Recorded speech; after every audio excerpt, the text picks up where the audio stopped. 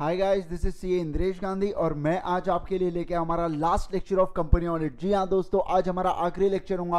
पक्का पक्का बिल्कुल ठीक है। चलिए हम लोग सीधे सीधे में है ना दोस्तों, देखिए सबसे पहले मैं आपको पहले आज पूरा कंप्लीट कर लेते हैं हम लोग, और उसके बाद हम लोग आखिरी में रिवाइज करेंगे फिर, है ना। लेकिन उससे पहले एक बार हम लोग है ना कारों का थोड़ा सा देख के रख लेते हैं। हमने जो लास्ट लेक्चर में देखा था ना, वो कारों का हम लोग देख के रख लेते हैं मेरे दोस्तों। ठीक है, चलो ये पेंसिल चार्ज पे लगा दिया मैंने, तब तक मैं आपको रिवाइज करवा देता हूँ ध्यान से। देखो, जो कारो होता है ना, company auditors report order. Company auditors report order है ना, ये ऑडिट रिपोर्ट, जो ऑडिट रिपोर्ट आप दोगे ना, ऑडिट रिपोर्ट करके आपको चैप्टर है, एक सेपरेट चैप्टर है जिसमें हम लोग केवल और केवल 4 स्टैंडर्ड के बारे में पढ़ेंगे। ऐसे 700, 705, 710, 701 इनके बारे में हम लोग बात करेंगे। ठीक है, आपको टोटल 35 स्टैंडर्ड है, 35 स्टैंडर्ड्स है आपको। ठीक है, आपको धीरे धीरे अगले क्लास से मुझे लगता है एक एक स्टैंडर्ड लेना मैं चालू कर दूंगा मेरे दोस्तों। चलिए आइए देखो, तो जब हम लोग इसके ऑडिट रिपोर्ट के साथ साथ है ना, आपको एक रिपोर्टिंग करना पड़ता है कारों की। आपको बता दूं क्या मैं, आपको विश्वास नहीं हो रहा तो मेरे को बताना पड़ेगा फिर, और क्या। अब मानते ही नहीं, मैं बोल रहा हूँ मेरी बात मानो करके। ये देखो, ये independence report order, independent auditors report order है ना, इंडिपेंडेंट ऑडिटर्स रिपोर्ट है, सॉरी इंडिपेंडेंट ऑडिटर्स रिपोर्ट है। और इसके नीचे ये देखो, इसके नीचे ये देखो एनेक्स्चर बी। एनेक्स्चर बी में देख सकते हो आप लोग, यहाँ पे लिखा है इन रिस्पेक्ट ऑफ फिक्स्ड एसेट्स, क्या क्या उन्होंने किया है ना। तो चलो मैं आपको क्या करूंगा, अब मैं जब कारो एक बार हमारा कंप्लीट हो जाएगा ना, उसके बाद मैं आके आपको यहाँ पे बताऊंगा ये हमारी जो मैं एक्चुअली होता है कि नहीं होता है, मुझे वो भी तो बताना पड़ेगा आपको। सिर्फ बुकिश नॉलेज देके कोई फायदा नहीं है दोस्तों, मेरे को आपको ये भी बताना होगा कि एक्चुअल लाइफ में ये चीज इंप्लीमेंट की जाती है कि नहीं की जाती है, आपको बताऊंगा। ठीक है चलो, लेकिन एक बार कारो को कंप्लीट कर लेते हैं, फिर मैं बताता हूँ आपको। चलो आ जाओ,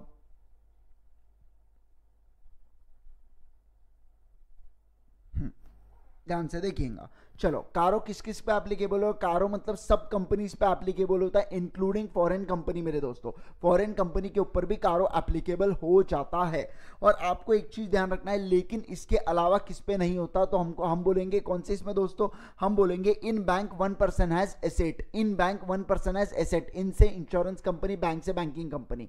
ओ से मेरे दोस्तों आता है 1% कंपनी, पी से आता है प्राइवेट कंपनी, एस से आता है स्मॉल कंपनी, 8 से आता है सेक्शन 8 कंपनी। हर चीज शॉर्ट फॉर्म का मतलब ही होता है शॉर्ट में चीजों को, वो शॉर्ट फॉर्म ही क्या काम का, जिसको लर्न करने के लिए आपको एक और शॉर्ट फॉर्म की जरूरत पड़ रही है।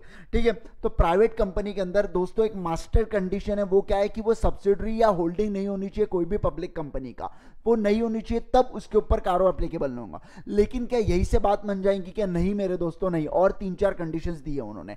पहला क्या बोला, paid up share capital and reserves and surplus, free free free reserve नहीं बोला है, paid up share capital and reserves and surplus, ये क्या नहीं होना चाहिए, 1 करोड़ से ज्यादा नहीं होना चाहिए। फिर क्या बोला कि loan at any point of time, क्या बोल दिया यहाँ पे, लोन मतलब बोरिंग्स की बात किया हूं मैं। ठीक है, borings at any point of time क्या नहीं होना चाहिए मेरे दोस्तों, कितने से कम होना चाहिए, borings at any point of time. फिर से 1 करोड़ की बात की है इन्होंने, एग्जैक्टली 1 करोड़ की बात की है। फिर जो टोटल रेवेन्यू है इंक्लूडिंग फ्रॉम डिसकंटिन्यूड ऑपरेशंस भी, इंक्लूडिंग फ्रॉम टोटल की बात हो रही है, टोटल मेरे दोस्तों, टोटल पूरा पूरा। तो ऐसे सिचुएशन में वहां पे भी 10 करोड़ की लिमिट है, आपको ये चीज पता होनी चाहिए।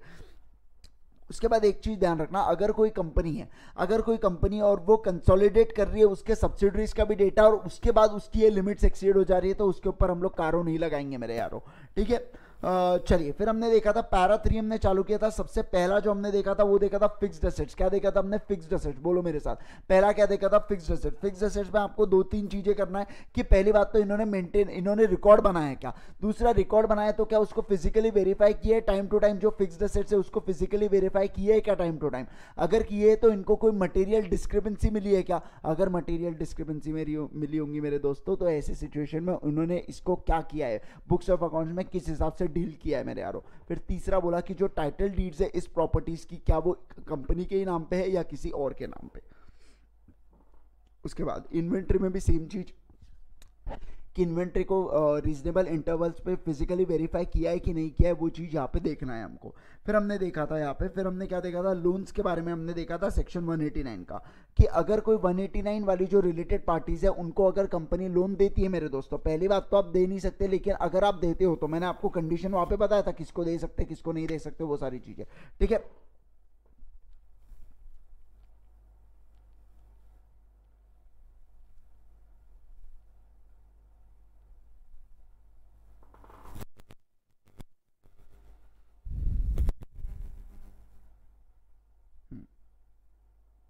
देखो मैंने यहाँ पे आपको बताया था क्या चीज कि आप पहली बात तो लोन डायरेक्टर और उसके एसोसिएट्स को दे नहीं सकते, लेकिन आप अपने ग्रुप कंपनी और इंस्ट्रक्शनल कंपनी को आप लोन दे सकते हो। ये होती है आपकी रिलेटेड पार्टीज। अगर आपने दिया है तो आपने लोन, क्या जो लोन के टर्म्स एंड कंडीशंस है वो क्या हमारे कंपनी के फेवर में है क्या, ये ऑडिटर्स आपको देखना होगा। और दूसरा देखना होगा कि क्या कोई शेड्यूल ऑफ रीपेमेंट तय हुआ था क्या। अगर शेड्यूल ऑफ रीपेमेंट हुआ है तो क्या वो रेगुलर है क्या, उस हिसाब से पेमेंट आ रहा है क्या। फिर उसके बाद हमने देखना था कि टोटल अमाउंट ओवर ड्यू अगर 90 दिनों से ज़्यादा होता है on the closing time, closing time में अगर 90 दिनों से ज़्यादा कोई चीज़ ओवर ड्यू होती है तो क्या उसकी रिपोर्टिंग या उसके लिए रीजनेबल स्टेप्स हुए क्या रिकवरी के लिए। ये 90 दिन का क्राइटेरिया कहाँ से आया मैं आपको बाद में बताऊंगा। ये चीज़ जब हम लोग बैंक ऑडिट पढ़ेंगे ना, उसके बाद मैं आपको जब पूरा रिवाइज कराऊंगा सब्जेक्ट, तब आपको ध्यान में आ जाएगा। वैसे एक बात ध्यान रखिए, 90 दिन का क्राइटेरिया आता है वहाँ पे बैंक ऑडिट में है ना, अगर 90 दिन तक लोन या प्रिंसिपल इंटरेस्ट पे नहीं होता है तो मेरे दोस्तों एनपीए हो जाता है वो असेट बैंक में। अब वो एनपीए जो वर्ड है वो केवल बैंक में यूज कर सकते हैं, वो बैंक से रिलेटेड एक्टिविटीज में यूज कर सकते हैं, हम लोग हमारे कंपनी में यूज नहीं कर सकते अनलेस अदरवाइज हमारा बैंकिंग का बिजनेस हो। ठीक है, तो इसलिए यहाँ पे इन्होंने 90 दिन का क्राइटेरिया दे दिया और बोल दिया उसके ऊपर अगर अमाउंट ड्यू होता है तो क्या रीजनेबल स्टेप्स लिए कि नहीं लिए रिकवरी के लिए।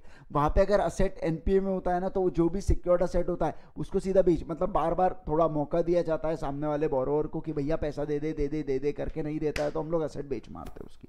ठीक है, चलिए अब हम लोग आ चुके हैं हमारे फोर्थ पॉइंट पे। कौन सा बोलता है, इन respect of the loans investment guarantees securities whether provisions of section 185 and 186 of companies act have been compliant and if not provides detail thereof। ठीक है, चलो देखो क्या बोला है यहाँ पे, इन respect of loans investment guarantees and security, loan investment guarantee and security whether provision of section 185 and 186 of companies act 2013 have been compliant with and if not provides details thereof। अब भैया हमारे हमारे हमारे जो इंटर का syllabus है ना उसमें तो सेक्शन सर 148 तक ही है, पहले 185 186 क्या होता है पहले वो बता दो। तो चलो मैं आपको पहले क्या होता है 185 186 वो समझाता हूँ, ध्यान से सुनिएगा मेरे दोस्तों। अच्छा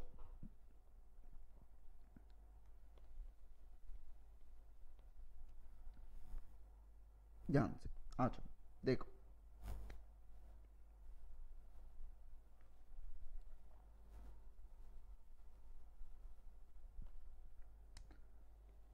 सेक्शन 185, ठीक है। सेक्शन 185 क्या बोलता है कि अपनी जो कंपनी है ना, अपनी जो कंपनी है मेरे दोस्तों वो है ना, वो मेरे दोस्तों ध्यान रखिए वो क्या नहीं कर सकता, वो लोन गारंटी एंड सिक्योरिटी, क्या बोला मैंने, लोन गारंटी एंड सिक्योरिटी नहीं दे सकता बच्चों। किसको नहीं दे सकता, क्या बोल रहा हूं मैं, नहीं दे सकता किसको, डायरेक्टर एंड इट्स रिलेटिव को।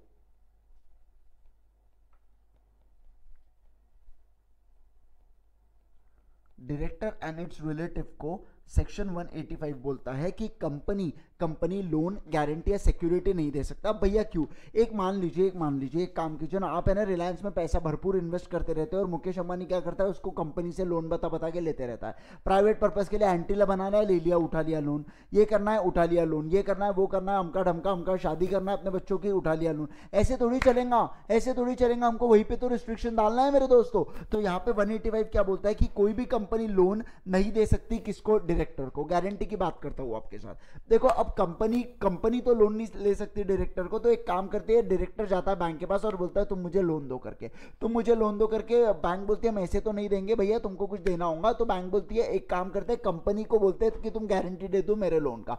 मतलब डायरेक्टर ने क्या किया, डायरेक्टर ने लोन उठाया और उसका गारंटी किसने दिया बच्चों, कंपनी ने दिया। कल चल के डायरेक्टर फेल हो गया मेरे यारो लोन देने से, तो पे कौन करेगा, कंपनी करेंगे, और डायरेक्टर जरूर फेल होगा क्योंकि उसको पता है कंपनी तो पे कर ही देंगे अपना लोन। तो ये हुआ, इसलिए इन्होंने बोल दिया कि गारंटी भी नहीं दे सकते। अब तीसरी चीज कवर करना था। अब डायरेक्टर गया, मान लो डायरेक्टर बहुत बड़ा लोन लेने गया अपने बैंक के पास, एसबीआई के पास गया, तो बोले अभी लंच टाइम चालू है बंद आना। फिर लंच टाइम के बाद गए हम लोग, वहां पे पूछे उनसे कि मुझको लोन देंगे क्या, मेरे को लोन देंगे क्या, तो बोलते चलो ठीक है दे देंगे, लेकिन आपको कुछ सिक्योरिटी देना होगा। तो मैंने एक काम किया, मैंने बोला ये जो मेरे हेड ऑफिस की बिल्डिंग पड़ी है ना, उसके जो टाइटल डीड्स है, उसके जो बिल्डिंग के पेपर्स है ना, मैं एक काम करता हूँ आपके पास गिरवी रख देता हूँ। तो यहाँ पे 185 ने बोला आप ऐसा भी नहीं कर सकते करके। 185 ने क्या बोला मेरे दोस्तों कि आप ऐसा भी नहीं कर सकते, ठीक है। तो आप क्या बोला मैंने यहाँ पे, डायरेक्टर, एक कंपनी जो है वो क्या नहीं कर सकती, डायरेक्टर या उसके रिलेटिव्स को लोन, गारंटी या सिक्योरिटी नहीं दे सकती। जिंदगी बहुत आसान है आप लोगों की, ये सेक्शन 185 बोलता है। अब मैं अच्छा ये एक चीज हो गई, ठीक है। अब मैं दूसरी चीज बात करता हूँ आपके साथ। चलिए दूसरी चीज क्या होता है कि कंपनी, जो कंपनी है ना बच्चों, company business enterprise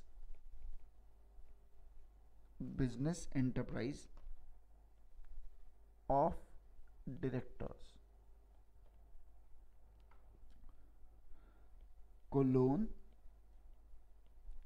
guarantee and security दे सकती है मेरे दोस्तों। कंपनी कोई बिजनेस एंटरप्राइज ऑफ डायरेक्टर होगा, मतलब क्या डायरेक्टर का कोई दूसरा भी अगर बिजनेस होगा, वो वाले बिजनेस को लोन, गारंटी या सिक्योरिटी, लोन, गारंटी या सिक्योरिटी दे सकती है मेरे दोस्तों, ये दे सकती है, ठीक है। चलो अब लेकिन ये चीज देने के पहले है ना, कंपनी को एक अग्नि परीक्षा के इससे गुजरना होगा।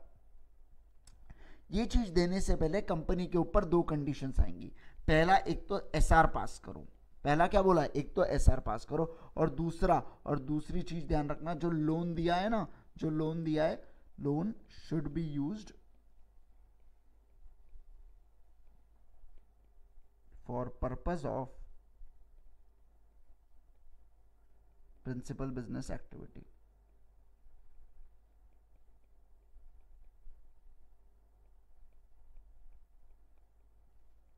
क्या बोला मैंने, loan should be used for principal business activity मेरे दोस्तों, ठीक है। चलो उसके बाद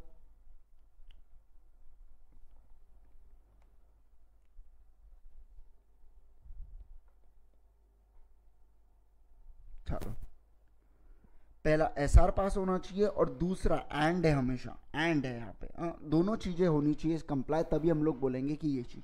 देखो अब जब आपको चेक करना है कि भैया जो लोन, गारंटी, इन्वेस्टमेंट, हमने जो प्रोविजन जो हमने दिए है, हमने कोई बिजनेस एंटरप्राइज को लोन दिया है मेरे यारो, हमने बिजनेस एंटरप्राइज को लोन दिया है, तो ऐसे सिचुएशन में आपको ये चीज देखना होगा, कि क्या एसआर पास हुआ, या सामने वाले कंपनी से हमको मंगवाना पड़ेगा कि हमने जितना आपको पैसा दिया था, क्या उसने आपको प्रिंसिपल बिजनेस एक्टिविटी में आपने उसका उपयोग किया कि नहीं किया। अब हम लोग जो देखने जा रहे हैं वो आता है सेक्शन नंबर, मेरे दोस्तों कौन सा, सेक्शन नंबर 18186 वो आने जा रहा है हमारे, ध्यान से। चलिए सेक्शन 186 क्या बोलता है, सेक्शन 186 बोलता है कि कोई कंपनी, मेरे दोस्तों ध्यान से सुनना, क्या बोल रहा हूं मैं, कि कोई कंपनी क्या कर सकती है, कोई कंपनी मेरे दोस्तों लोन, गारंटी या सिक्योरिटी दे सकती है। किसको दे सकती है, एनी पर्सन, किसी को भी दे सकती है, एनी पर्सन। सर लेकिन 185 तो मना करता है ना कि डायरेक्टर या उसके रिलेटिव को देना, तो एग्जैक्टली इसलिए यहाँ पे लिखा है एनी पर्सन एक्सेप्ट डायरेक्टर या रिलेटिव मेरे दोस्तों।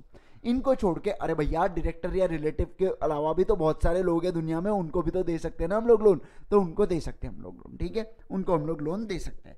दूसरा, इसके साथ साथ कंपनी मेरे यारों क्या कर सकती है, कंपनी इन्वेस्ट कर सकती है, इन्वेस्ट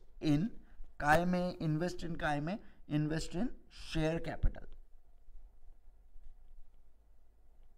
किसका, एनी बॉडी कॉर्पोरेट। देखो मैं ना बच्चों, देखो आपको ये सेक्शन है नहीं, लेकिन मुझे अगर वो चीज एक्सप्लेन करना है कि आपको वो कारों में चेक करना है, तो आपको पता तो होना चाहिए वो सेक्शन क्या बोलता है, इसलिए मैं समझा रहा हूं। अगर देखो ये चीज है ना, बाकी आप किसी से भी पूछ लो, आपके फ्रेंड्स को नहीं पता होंगी, गारंटी दे रहा हूं, क्योंकि ये फाइनल लेवल का टॉपिक है ना। वो बोलते हैं फाइनल वाला बोलता है आप वहां पे तो पढ़ के आए होंगे, ये चीज होती है ना हमारे साथ सीपीटी में जो हम लोग लॉ पढ़ते हैं ना, वो इंटर में लॉ वाला बोलता है कि आप ये पढ़ के आना चाहिए करके, इसके लॉ में मतलब क्या जबरदस्ती एक दूसरे को नीचा दिखाते रहते हैं और कुछ नहीं साला। चलो ध्यान दो इधर, चलो ध्यान दीजिएगा मेरे दोस्तों। क्या बोला मैं कि एक कंपनी इन्वेस्ट करनी चाहिए इन शेयर कैपिटल में, कर सकती है कोई भी बॉडी कॉर्पोरेट में।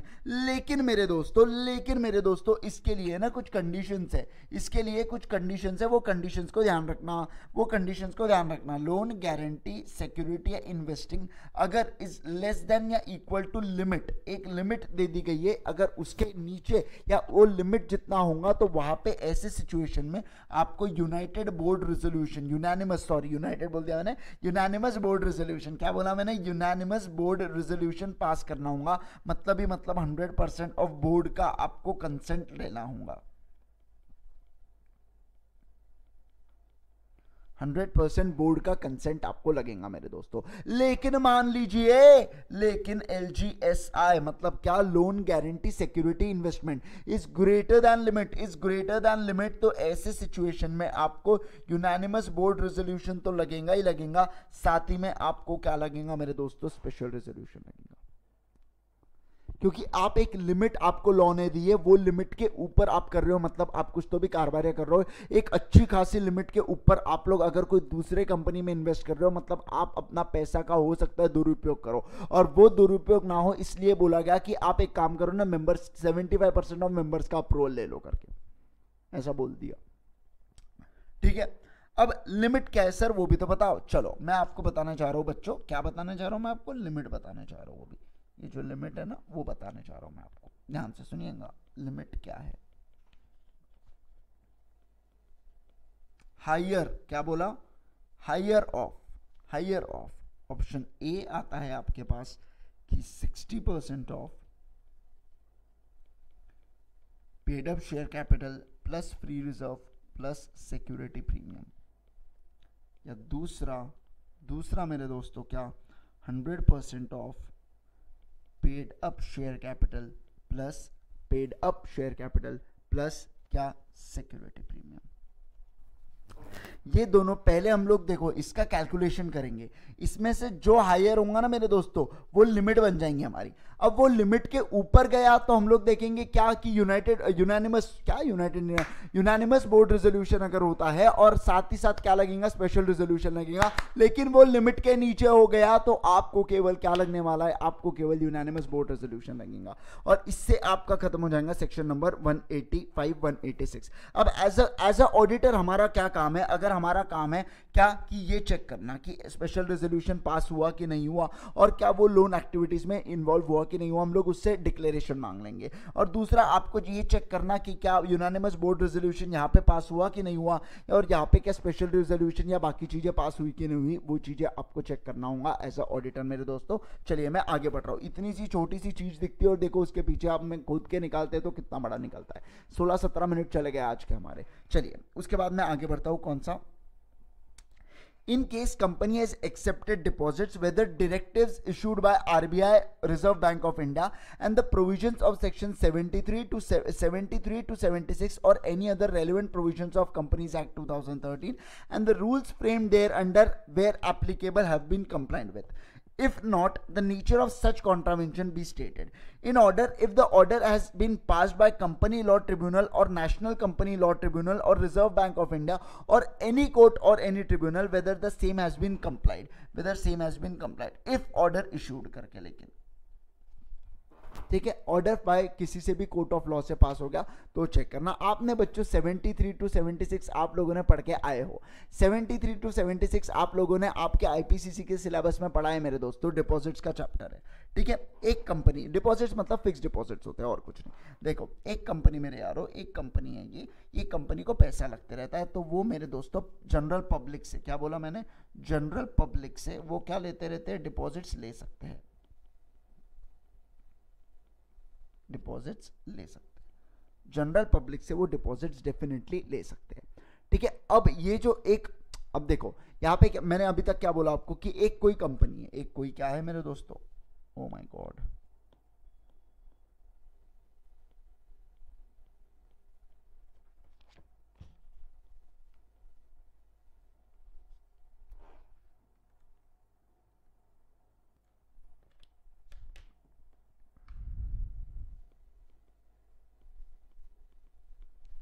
मेरे साथ कॉपी करते रहिए आप लोग फिर समझाता हूं आपको।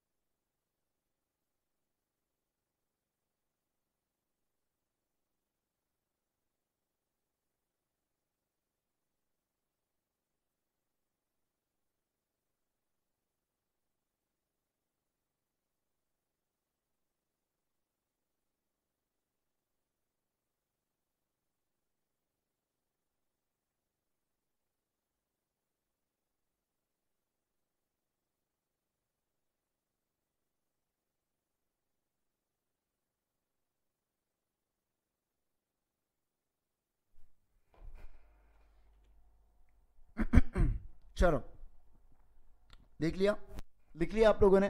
आ जाओ, मैं अब आपको समझाने जा रहा हूं सेक्शन 73 एंड 76 अब आपको मैं समझाने जा रहा हूं। बच्चों देखो, कोई भी कंपनी, क्या बोला मैं, any company can accept deposits from general public. अब जनरल पब्लिक में दो लोग हो सकते हैं, एक हो सकता है हमारे मेंबर्स और एक हो सकता है हमारे अदर्स करके। मेंबर्स भी हो सकते हैं, अदर्स भी हो सकते हैं। दोस्तों एक बात ध्यान रखना, यहाँ पे पहली चीज होती है कि कोई भी company, every company can accept deposit from members. Members से कोई भी कंपनी डिपॉजिट ले सकती है, कुछ नहीं करना पड़ता, जिंदगी बहुत आसान रहती है। ऑर्डिनरी रेजोल्यूशन पास करो और डिपॉजिट मांग लो जनरल अपने मेंबर्स से। लेकिन कुछ ही ऐसी कंपनीज होती है जो जनरल पब्लिक से, मतलब क्या, अदर देन मेंबर्स से भी डिपॉजिट एक्सेप्ट कर सकती है। वैसी कंपनीज को, उनको स्पेशल रेजोल्यूशन पास करता है और करना पड़ता है, और उनको क्रेडिट रेटिंग भी मांगना पड़ता है। क्राइसिल वगैरह आपने नाम सुना होगा, बस वैसे वाले इससे, ठीक है। इंडिपेंडेंट क्रेडिट रेटिंग अथॉरिटी है, कोई घपला वगैरह झोल वगैरह नहीं होता है। अमेरिकन कोई तो भी एक कंपनी, उसकी सब्सिडरी कंपनी है क्राइसिल करके, वो क्रेडिट रेटिंग करती है, ठीक है। अब वो एलिजिबल कंपनी कौन सी होती है, तो हमेशा ध्यान रखना, वो एलिजिबल कंपनी हमेशा पहली बात तो पब्लिक कंपनी होंगी, और ऐसी पब्लिक कंपनी जिनका नेटवर्थ 100 करोड़ से ऊपर होगा, या जिनका टर्नओवर 500 करोड़ से ऊपर होगा, तो मैं बोलूंगा वो एलिजिबल कंपनी हो जाएंगी। तो वो ऐसे लोग ही क्या कर सकते हैं, डिपॉजिट एक्सेप्ट कर सकते हैं। आप लोगों ने 73, 76 पढ़ चुके हैं मेरे दोस्तों, मैं जानता हूं करके, ठीक है। चलो, तो अब आपका काम क्या रहेगा एज ए ऑडिटर। अब आपका काम क्या है, आपको ये चेक करना कि आपने यहाँ पे ऑर्डिनरी रेजोल्यूशन प्रॉपरली पास हुआ है क्या, यहाँ पे क्या बराबर स्पेशल रेजोल्यूशन पास हुआ है क्या, और क्रेडिट रेटिंग पाई है क्या। बेसिकली हमको कंप्लायंस चेक करना है कि जो एक्ट ने बोला है, और आपने अगर वो एक्ट की चीजें प्रॉपरली की है, तो क्या आपने वो सही में हुआ है कि नहीं हुआ है, कि सिर्फ बुक मैनर में हुआ है करके। एक्ट ने आपको बोला है कि पर्टिकुलर ये चीजें करना है करके, और आप अपने नहीं किया।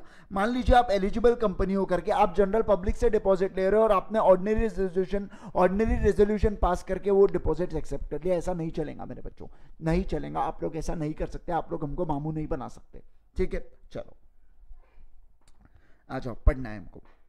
पहली बात तो क्या, in case a company accepted deposits whether directives issued by RBI. आपको एक बात बताऊं सच तो आज तक आरबीआई ने कभी कोई डायरेक्टिव्स इशू नहीं किए, क्योंकि इन्होंने कंपनी लॉ में तो बोल के रखा है ना कि आपको करना क्या है, तो आरबीआई काय को तो डायरेक्टिव इशू करेंगी रे। आज तक एक भी डायरेक्टिव इशू नहीं हुआ है आरबीआई का। मैंने गूगल सर्च किया, मेरे को एक भी नहीं मिला, और मैंने जब बाकी फैकल्टी मेंबर्स है मैंने उनसे भी पूछा लॉ वाले, तो उन्होंने भी बोला नहीं, आज तक कोई भी डायरेक्टिव्स नहीं आया है करके। तो ये कंफर्म न्यूज है करके, मैंने 4-5 लोगों से कंफर्म किया, इसलिए बता रहा हूं आपको, ठीक है।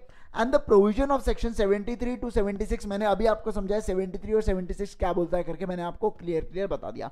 And any other relevant provision of companies act भी अगर कोई लगता होगा मेरे दोस्तों डिपॉजिट के ऊपर, तो वो उनको भी ले लेगा।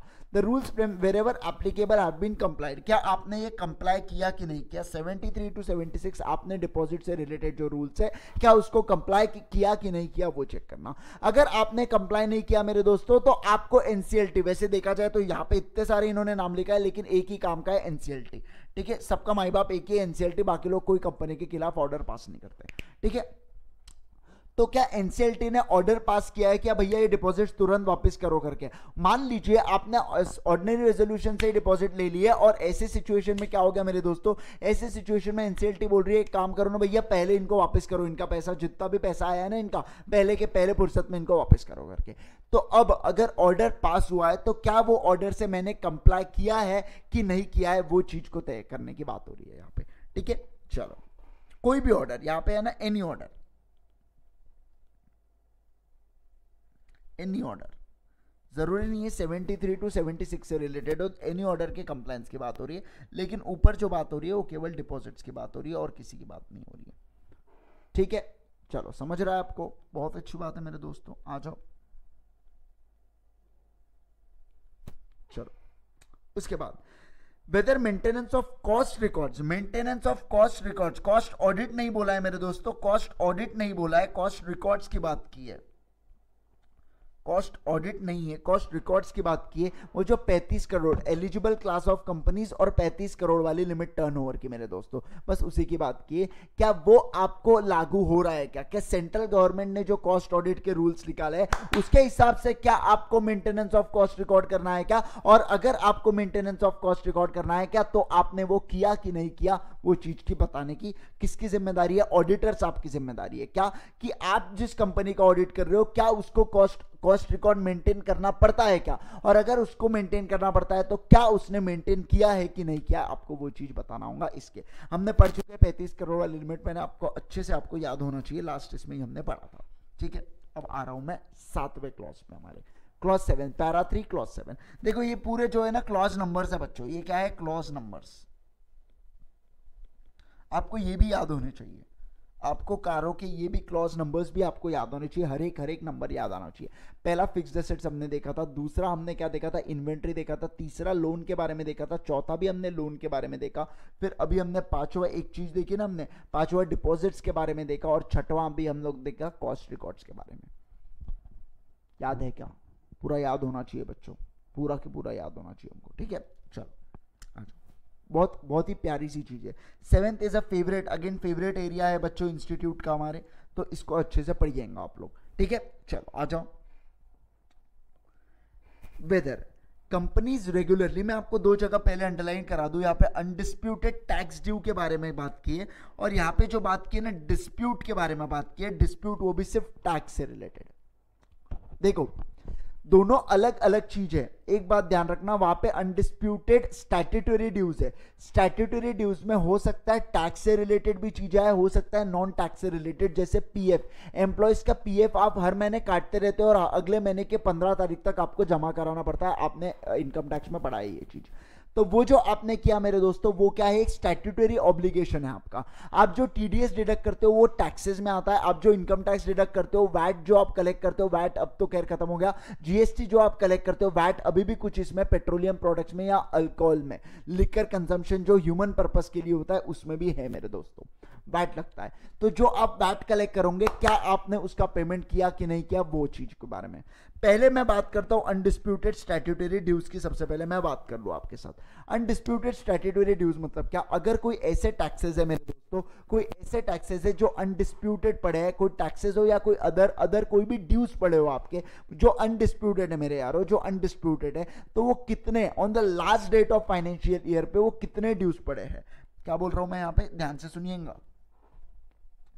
Outstanding statutory at the last date of financial, वो आपको बताना होगा for more than 6 months from they become payable. आपको एग्जांपल भी लेके बताऊंगा, फॉर मोर देन 6 मंथ्स आपको रिपोर्ट करना है। देखो यहाँ पे साइड में लिख के रखो, यहाँ पे लिख के रखो बच्चों, आओ बच्चों।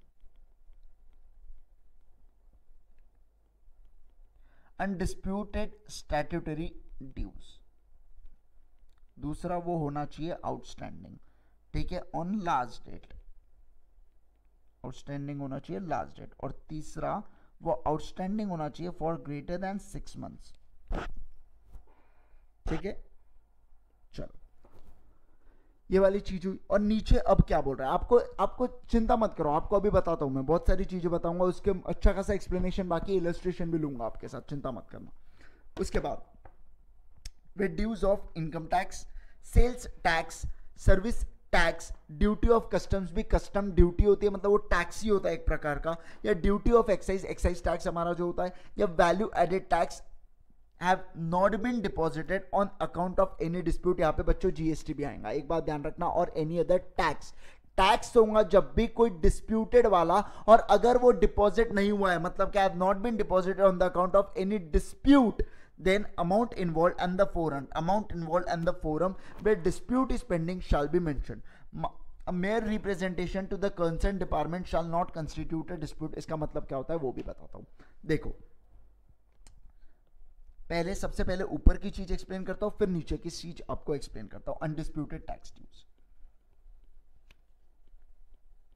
अनडिस्प्यूटेड स्टैट ड्यूज, ठीक है, इसकी चीजें आपको एक्सप्लेन कर रहा हूं मैं अभी। मान लीजिए मेरे बच्चों, चलो आ जाओ, आपको यहां पे बताता हूं मैं। देखो आपको ये तो पता होगा ना कि जिस महीने का, जिस मंथ का आप जीएसटी काटते हो, अगले महीने की 20 तारीख तक उसको डिपॉजिट करना पड़ता है। आप लोग ये जानते हो अच्छे से, मुझे पता है।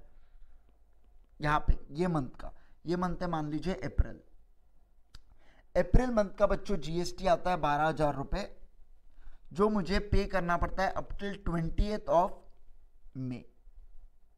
मैं उसको पे नहीं करता, मैं क्या नहीं करता, उसको पे नहीं करता मेरे बच्चों, मैं पे नहीं करता उसको, मैं पे नहीं करता, और फरवरी में आके मैं उसको पे कर देता हूं। फरवरी में आके मैं इस 20 मई को जो ड्यू हो रहा था ना, वो अगले फरवरी में आके, मतलब क्या मार्च एंडिंग से पहले 31 मार्च का हमारा क्लोजिंग होता है, 31 मार्च का हमारा क्लोजिंग होता है ना मेरे बच्चों, तो मैं उसको आके पे कर देता हूं। तो आपको मुझे ये बताना होगा कि क्या वो यहाँ पे रिपोर्ट होगा कि नहीं होगा, क्या वो यहाँ पे रिपोर्ट होगा कि नहीं होगा, आपको मुझे बताना होगा। ये हमारा केस स्टडी ए है। बी की बात कर रहा हूं, पेन चेंज कर दे रहा हूं और कुछ नहीं। अप्रैल मंथ का, चलो जुलाई मंथ का, क्या बोला मैंने, जुलाई मंथ का कोई है टैक्स, और वो है हमने पे नहीं किया मेरे यारों, वो हमने पे नहीं किया 31 मार्च तक, तो क्या वो रिपोर्ट होगा क्या?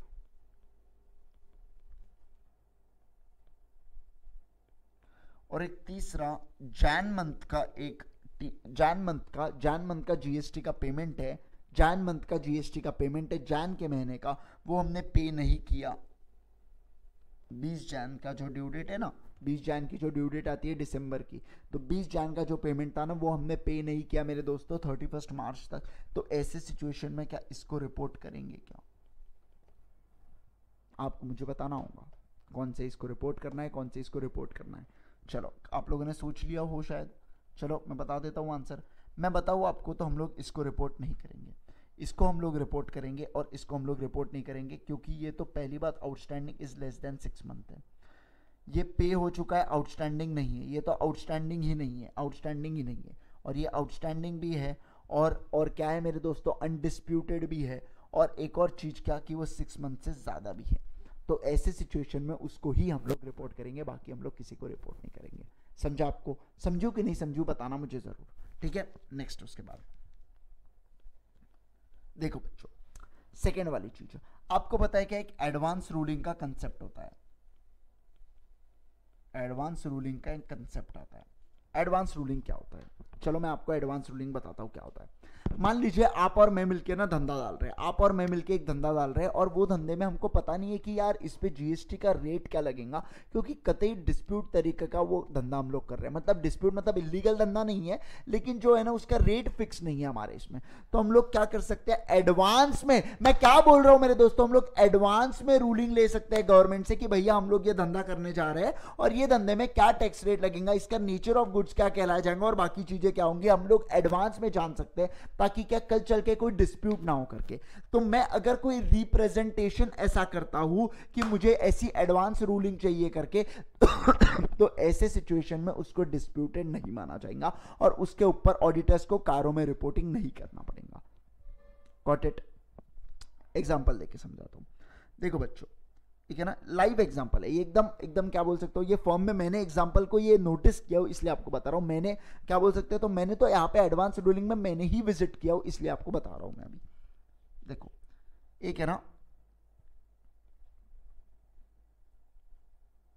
देखो ये है बच्चों NHAI, ये है बिग कंपनी, और ये है स्मॉल कंपनी। ऑब्वियस सी बात है, एक चार्टर्ड अकाउंटेंट अपने अपने जो क्लाइंट्स का है वो नाम यूज नहीं कर सकता कहीं पे भी वो अपना नाम यूज नहीं कर सकता अपने क्लाइंट्स का। ये हमारे प्रोफेशनल एथिक्स में आप लोग फाइनल लेवल पे पढ़ोगे। मैं आपको ज्ञान बताते हैं, देखो भैया मैं ही ऑडिट पढ़ाता हूँ दोनों लेवल पे, तो ऑब्वियस सी बात है मैं आपको बताते रहूंगा कि हम क्या कर सकते हैं क्या नहीं कर सकते। आपने कभी कोई चार्टर्ड अकाउंटेंट का देखा कि ये बड़े बड़े होर्डिंग लगाए, डिस्को डिस्को लाइट चल रहे, बिल्कुल ऐसा कर सकते हैं क्या? नहीं कर सकते वो लोग, क्योंकि वो बैन करता है प्रोफेशनल एथिक्स करके। जब हम फाइनल में पढ़ेंगे ना तो वो बोलता है कि आप लोग ऐसी हरकतें नहीं कर सकते करके, अगर आपने किया तो हम आपका सीओपी भी छीन लेंगे और आपके ऊपर पेनल्टी भी ठोकेंगे करके, ऐसा होता है वो। इसलिए कोई भी चार्टर्ड अकाउंटेंट का आपको नहीं दिखता। तो ये जो NHAI है ना, national highway authority of India, जो रोड्स वगैरह बनाता है, हाईवेज वगैरह बनाते हैं, ठीक है, इनके ना बड़े बड़े टेंडर्स निकलते हैं रोड कंस्ट्रक्शन के। ये क्या आपको क्या लगता है गवर्नमेंट खुद रोड्स बनाती है? हाँ, वो टेंडर निकालती है, लोगों को बोलती है आप टेंडर में अप्लाई करो, आपने वो कॉन्ट्रैक्ट लिया, हम आपको पैसा देंगे, आप रोड बना के दो, आप रोड बनाओ हम आपको पैसा देंगे, ऐसा करके रहता है उनका। ठीक है, तो ध्यान से सुनना मेरे यारों। ये जो NHAI है ना, ये NHAI इनको देती है टेंडर, और ये इनको देते, और टेंडर प्लस पैसा, और इनको ये सर्विस देते हैं, रोड कंप्लीशन की सर्विस देते हैं, रोड कंप्लीट करके देने की। ठीक है, देखो जीएसटी में आपने पढ़ा होगा कि आप कोई गवर्नमेंट एंटिटी के साथ अगर कॉन्ट्रैक्ट करते हो तो वहां पे 12% का रेट लगता है, 12% का जीएसटी रेट लगने वाला है सर्विसेज अगर आप कोई भी देते हो तो। कोई भी आप सर्विसेज देते हो तो जीएसटी, वो गवर्नमेंट मतलब क्या कंस्ट्रक्शन से रिलेटेड कोई सर्विस देते हो आप गवर्नमेंट ऑर्गेनाइजेशन को, तो आपको 12% का रेट लगता है। कतई जहर तरीके से बता रहा हूं मैं आपको, ठीक है, ध्यान रखियो।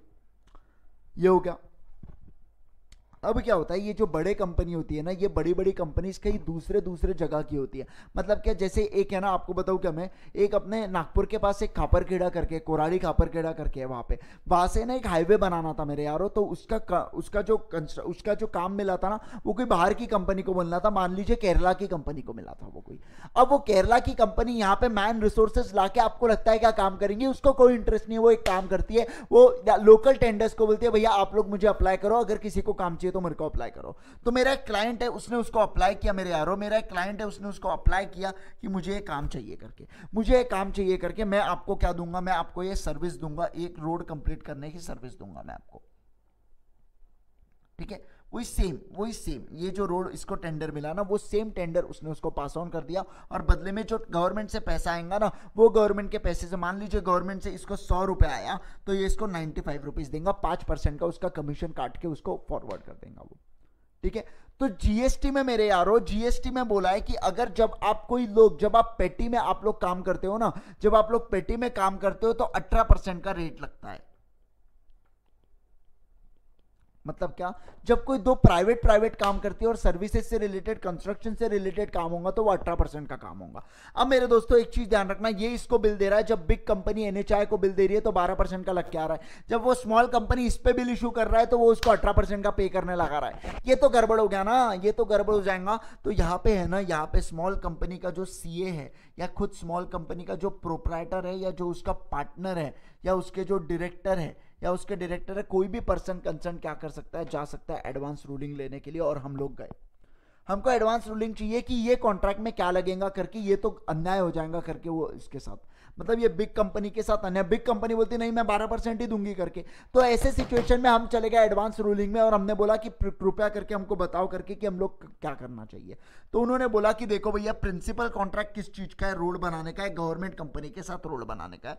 तो वही सेम चीज है, जो रूल्स उधर लगती है वही रूल्स इधर भी लग जाएंगे। मतलब ही क्या, आपको क्या लग जाएगा, 12% का रेट लग जाएगा मेरे यारो। ये चीज इन्होंने बोल दिया एडवांस रूलिंग में, उन्होंने बोल दिया। अब कल चल के अब ये जो एडवांस रूलिंग होती है, ये बाइंडिंग होती है मेरे दोस्तों ऑफिसर्स के ऊपर, लेकिन ये बाइंडिंग नहीं होती है अगर कोई, मान लीजिए जैसे कोर्ट का कोई जजमेंट आ जाता है तो उसके ऊपर एडवांस रूलिंग बाइंडिंग नहीं हो जाती, फिर वो कोर्ट का जजमेंट मुझे लगाना पड़ेगा। अगर कोर्ट का जजमेंट बोलता है यहाँ पे नहीं 18% ही लगेगा क्योंकि दो प्राइवेट के बीच में खेल हुआ है, तो ऐसे सिचुएशन में 18 ही लगाना पड़ेगा, नहीं तो मैं 12 यूज कर सकता हूँ। एक बात ध्यान रखना, एडवांस रूलिंग अगर मैंने लिया हो तो केवल मैं ही उसका प्रयोग कर सकता हूँ, कोई और उसका प्रयोग नहीं कर सकता, ध्यान रखिए ये बात भी, ठीक है। चलो बस यही चीज, अगर ये तो मेयर रिप्रेजेंटेशन अगर आप करते हो, देखो मैंने कितना सारा आपको बता दिया, भावनाओं में बह जाता है आप लोग, मुझे रोकते भी नहीं हो यार। चलो, तो क्या मैंने बोला यहाँ पे, क्या मैंने बोला आपको कि एडवांस रूलिंग में अगर कोई चीज है, अगर हम लोग कोई मेयर रिप्रेजेंटेशन करते हैं ऑफ द फैक्ट्स का, तो उसको डिस्प्यूटेड नहीं माना जाएगा, उसको रिपोर्ट करने की जरूरत नहीं है।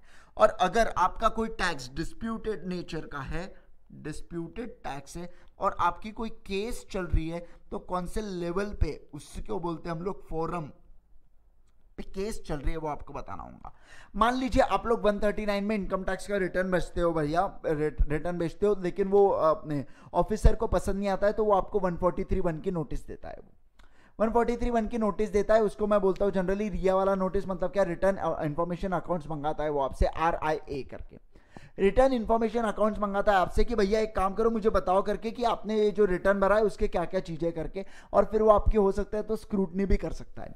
जब वो स्क्रूटनी में निकलता है, वो बोलता है कि नहीं ये जो इनकम है वो आपकी इनकम को एनहांस करेगा मेरे दोस्तों, इनकम को आपके बढ़ाएगा तो आपके ऊपर ज्यादा टैक्स रेट आए, ताकि आपको ज्यादा टैक्स लगे करके। आप सेटिस्फाई नहीं होते और आप बोलते हो मैं तो अब अपील में जाऊंगा, मैं आपसे खुश नहीं हूं, तो वो जाता है कमिश्नर ऑफ इनकम टैक्स के पास।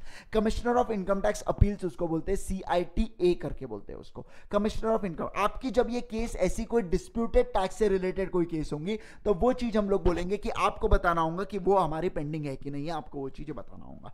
ठीक है, चलो इतना हो गया। हमने कितने देख लिए अभी तक? टोटल हमने कितने देख लिए? 7 क्लॉजेज हमने देख लिए, 16 क्लॉजेज और है, मतलब 16 क्लॉजेज टोटल में, 7 हमने देख लिए, 9 और हमारे बच्चे। बहुत सिंपल सिंपल है, अब तो बहुत ही सिंपल चीज़ है। लेकिन उससे पहले मैं ना आपको रिलायंस की ये देखो ऑडिट रिपोर्ट है, मैं आपको एक एक चीज़ बताना चाहूँगा कि हम जो कारो पढ़ रहे हैं, क्या वो कारो सही में एप्लीकेबल होता है कि नहीं होता है, मेरे को आपको बताना है मेरे दोस्तों, मेरे को बताना ही है आपको।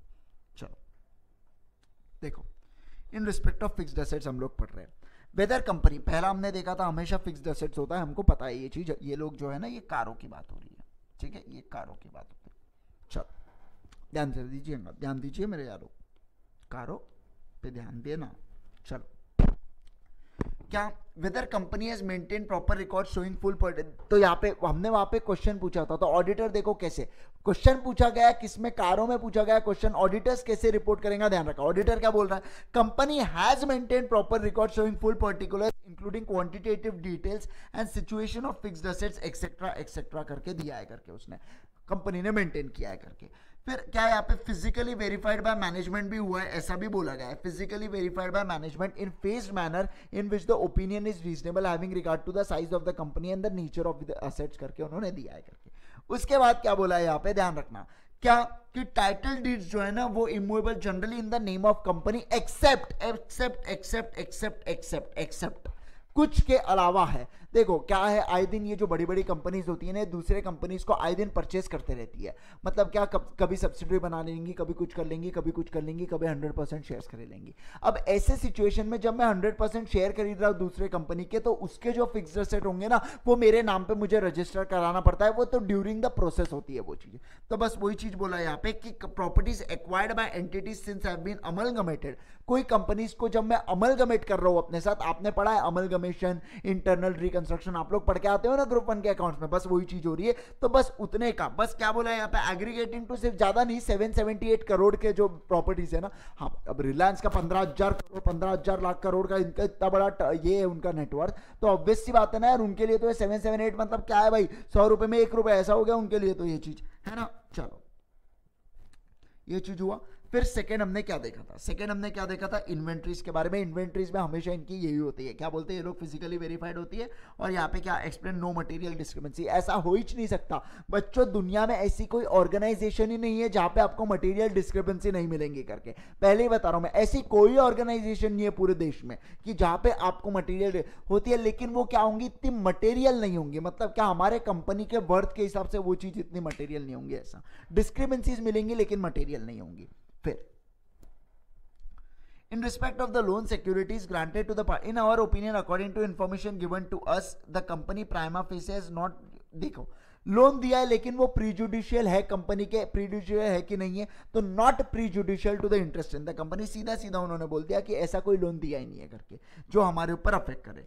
शेड्यूल और रीपेमेंट हमने पाया है और ओवरड्यू भी नहीं है, ऐसा ऐसा बोल दिया इन्होंने। उसके बाद देखो ये एक्चुअल में होता है ये सब चीजें, हमने जो चीजें पढ़ी देखो यहाँ पे एक्चुअली मैं आपको अप्लाई करके बता रहा हूं मैं। फिर 185 in our opinion according to the company has complied with the provision of 185 186 जो हमने पढ़ा वो भी कंप्लाई किया है करके अकॉर्डिंग टू है। तो यहाँ पे ये बोला है कि डिपॉजिट जो जनरल पब्लिक से लिया है उसको भी कंप्लाई किया है करके। Reviewed cost records maintain by the company as per section 148(1) वो भी मेंटेन किए गए हैं करके। In respect of statutory dues, इतनी बड़ी रिलायंस कंपनी है उसके ऊपर तो आराम से लगने वाला पेट्रोलियम। रिलायंस इंडस्ट्रीज का क्या काम है, पेट्रोलियम का, तो पेट्रोलियम करके आती है ना, आपको याद होना चाहिए, हमने देख चुका है ना, पेट्रोलियम आता है करके हमारे इसमें है ना, रेगुलेटेड सेक्टर में ही आता है मेरे दोस्तों। चलो उसके बाद स्टैट्यूटरी ड्यूज की बात की है तो यहाँ पे इन्होंने बोला है undisputed statutory including provident fund, state insurance, income tax, service tax और have been generally regularly deposited बोला है करके। और यहाँ पे कुछ ऐसे ड्यूज की बात की है जो पेंडिंग है, डिस्प्यूटेड टैक्स ड्यू, हमेशा यहाँ पे टैक्स की बात होंगी। देखो कौन से एक्ट में है, कौन सा टैक्स से कितना अमाउंट है, कौन से ईयर का और कौन सा ये है फोरम है, ये जो चीज है ना ये बच्चों क्या है, फोरम है।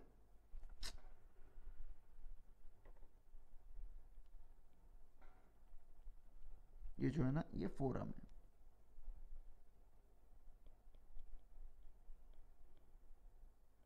फोरम है, ठीक है, कि कौन से इस पे पेंडिंग है।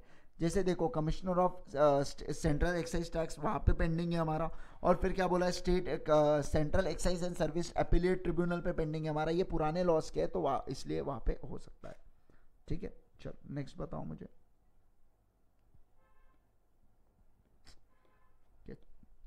कम चीज है ये भी। हाँ ये देखो, और क्या क्या पेंडिंग है, कहाँ कहाँ पेंडिंग है, पूरा पूरा हमको बताना होगा 7वें तक। ठीक है, ये देखो दिख रहा है क्या आपको, देखो दिख रहा है, हाँ दिख रहा है, कहाँ पेंडिंग है, कितने अमाउंट का है, कौन से एक्ट में है, आपको हर चीज ऐसे मेंशन करके देना पड़ता है मेरे दोस्तों।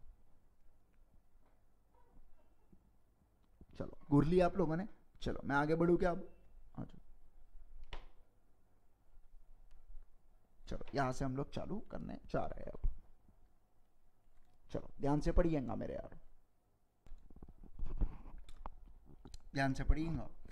Weather company has defaulted in repayment of loan और borrowing, whether company has defaulted in the repayment of loan or borrowing to financial institution, bank, government or dues to debenture holders। ठीक है, default in repayment। If yes, the period and the amount of default to be reported in case of defaults to banks, financial institutions, government, lender wise details to be provided। lender wise detail आपको wise report देना है। मेरे दोस्तों एक चीज ध्यान रखो, कोई भी कंपनी ऐसी कोई कंपनी हो ही नहीं होती है, ऐसी कंपनी कोई होती ही नहीं है जो लोन नहीं लेती कंपनी। ठीक है, कंपनी क्या करती है मेरे दोस्तों, टाइम टू टाइम लोन्स लेते रहती है। ये बैंक्स होते हैं, ये इनको लोन्स देते हैं, ठीक है, और इसका ये रीपेमेंट करते रहती है, रीपेमेंट करते रहती है। अब अगर कोई कंपनी रीपेमेंट नहीं करती है मेरे दोस्तों, तो आपको एज अ ऑडिटर बताना होगा कि ये कंपनी ने, ये जो कंपनी का मैं ऑडिट कर रहा हूं ना, वो कंपनी ने मेरे दोस्तों लोन का रीपेमेंट नहीं किया है। कौन से बैंक से लोन लिया है वो भी आपको मेंशन करना होगा। लेंडर्स से लिया है तो लेंडर वाइज डिटेल आपको देना होगा। अगर बैंक है तो एसबीआई से लिया है तो वो भी, आईसीआईसीआई से लिए तो वो भी, एचडीएफसी से लिया है वो भी, फेडरल से लिया है तो वो भी, हर एक लेंडर वाइज की डिटेल आपको देना होगा कि भैया डिफॉल्ट हुआ है करके, ये डिफॉल्ट इन रीपेमेंट हुआ है। ठीक है, उसके बाद 9वां पॉइंट देख रहा हूं, बहुत ही सिंपल सा पॉइंट था, 8वां कुछ भी नहीं था, बहुत सिंपल, आपको भी दिख गया होगा। नेक्स्ट उसके बाद मैं बात कर रहा हूं आपके साथ, ध्यान से सुनिएगा फिर से, ध्यान से। Whether monies raised by way of initial public offer or further public offer including debt instruments, मतलब यहां पे इन्होंने बात कर लिया डिबेंचर्स की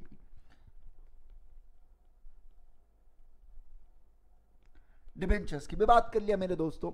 ठीक है, and the term loans, initial public offer, further public offer या कोई डेप्ट इंस्ट्रूमेंट से आप कर रहे हो, टर्म लोन से भी, were applied for the purpose for which those were raised, if not details together with delays and the default and subsequent rectification if any may be applicable be reported. मतलब क्या, एक company मेरे दोस्तों, एक company है, ठीक है, उसने क्या किया, वो कंपनी ने मेरे यारो, वो कंपनी ने क्या किया, पैसा लिया,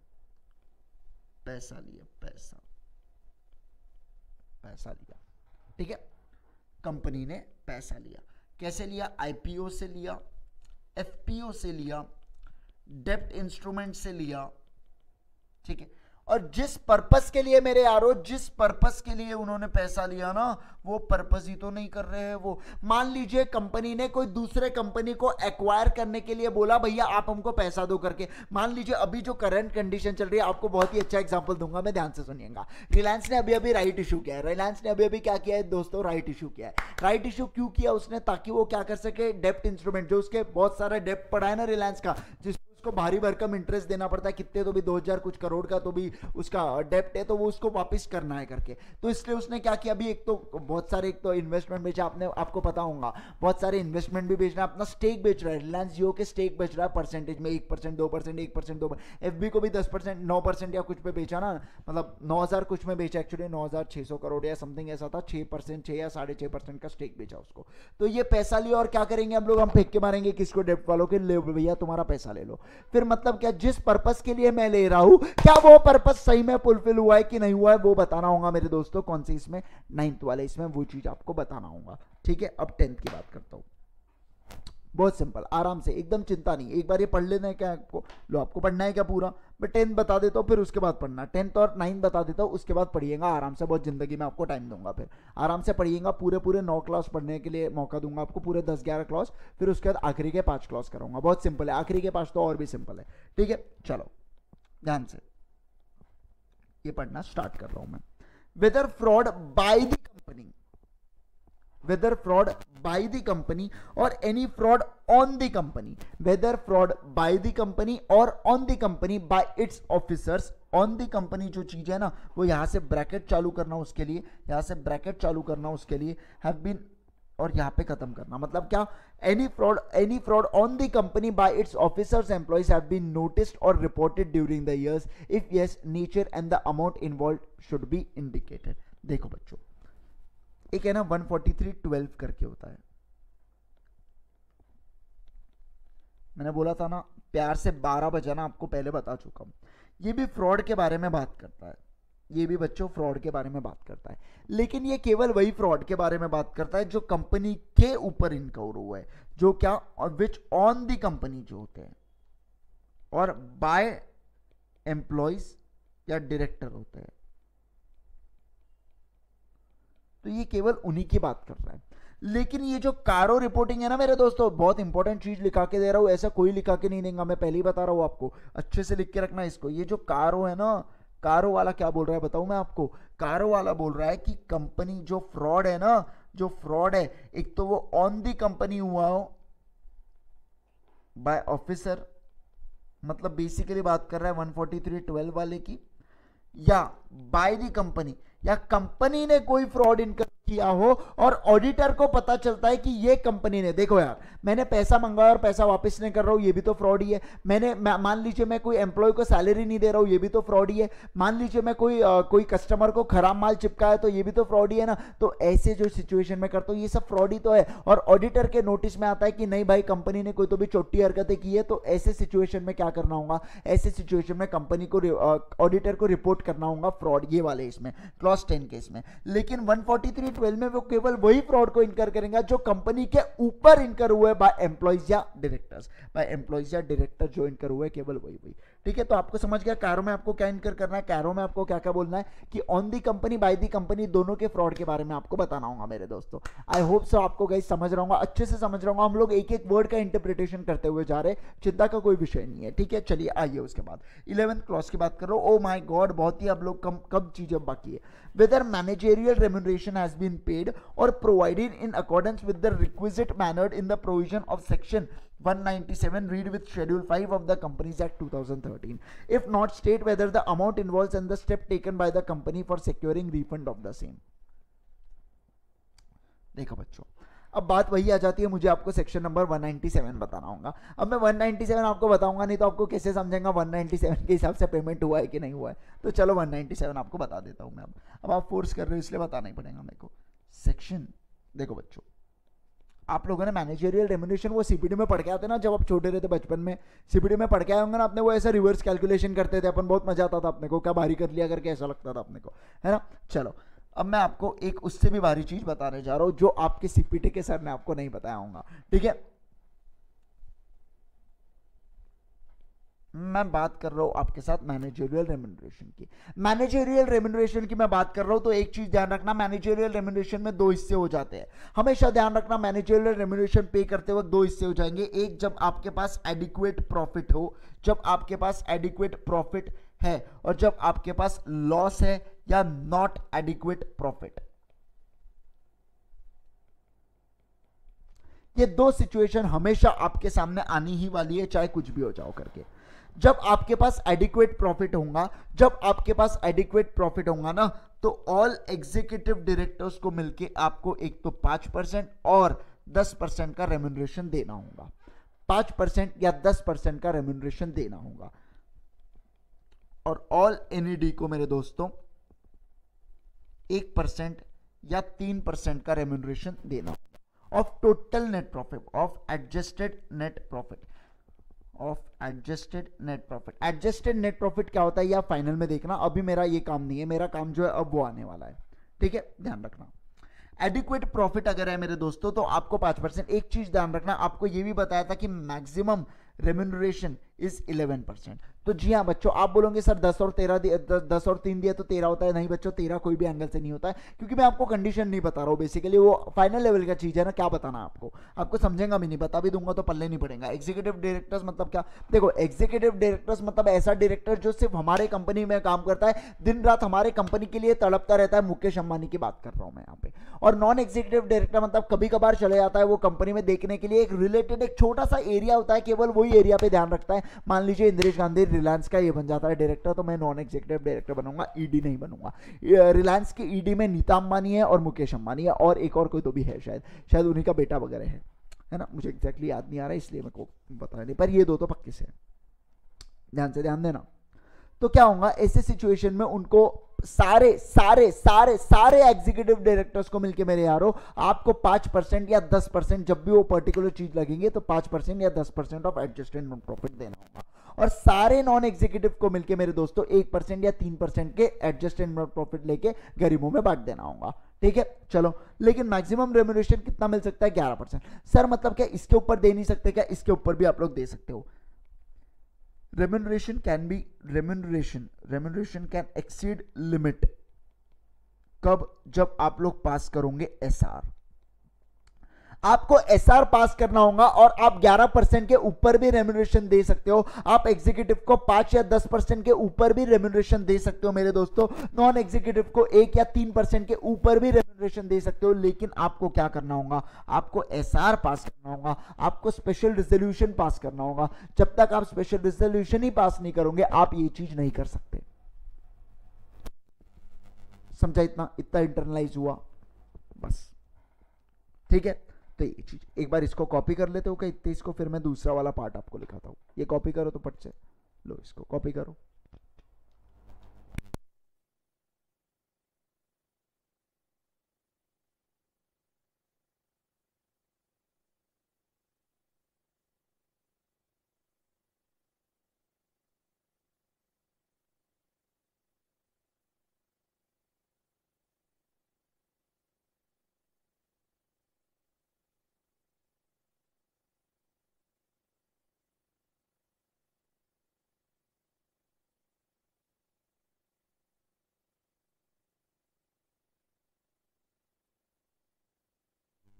चलो आप लोगों ने कॉपी कर लिया ये चीज, अब यहां पे लिखना चालू करना मेरे साथ साथ। जब इनएडिक्वेट प्रॉफिट या लॉस होता है तो क्या होता है।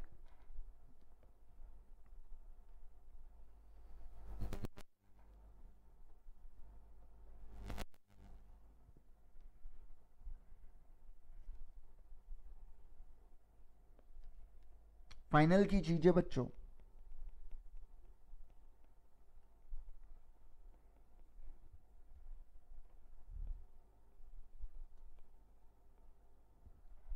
फाइनल की चीज है।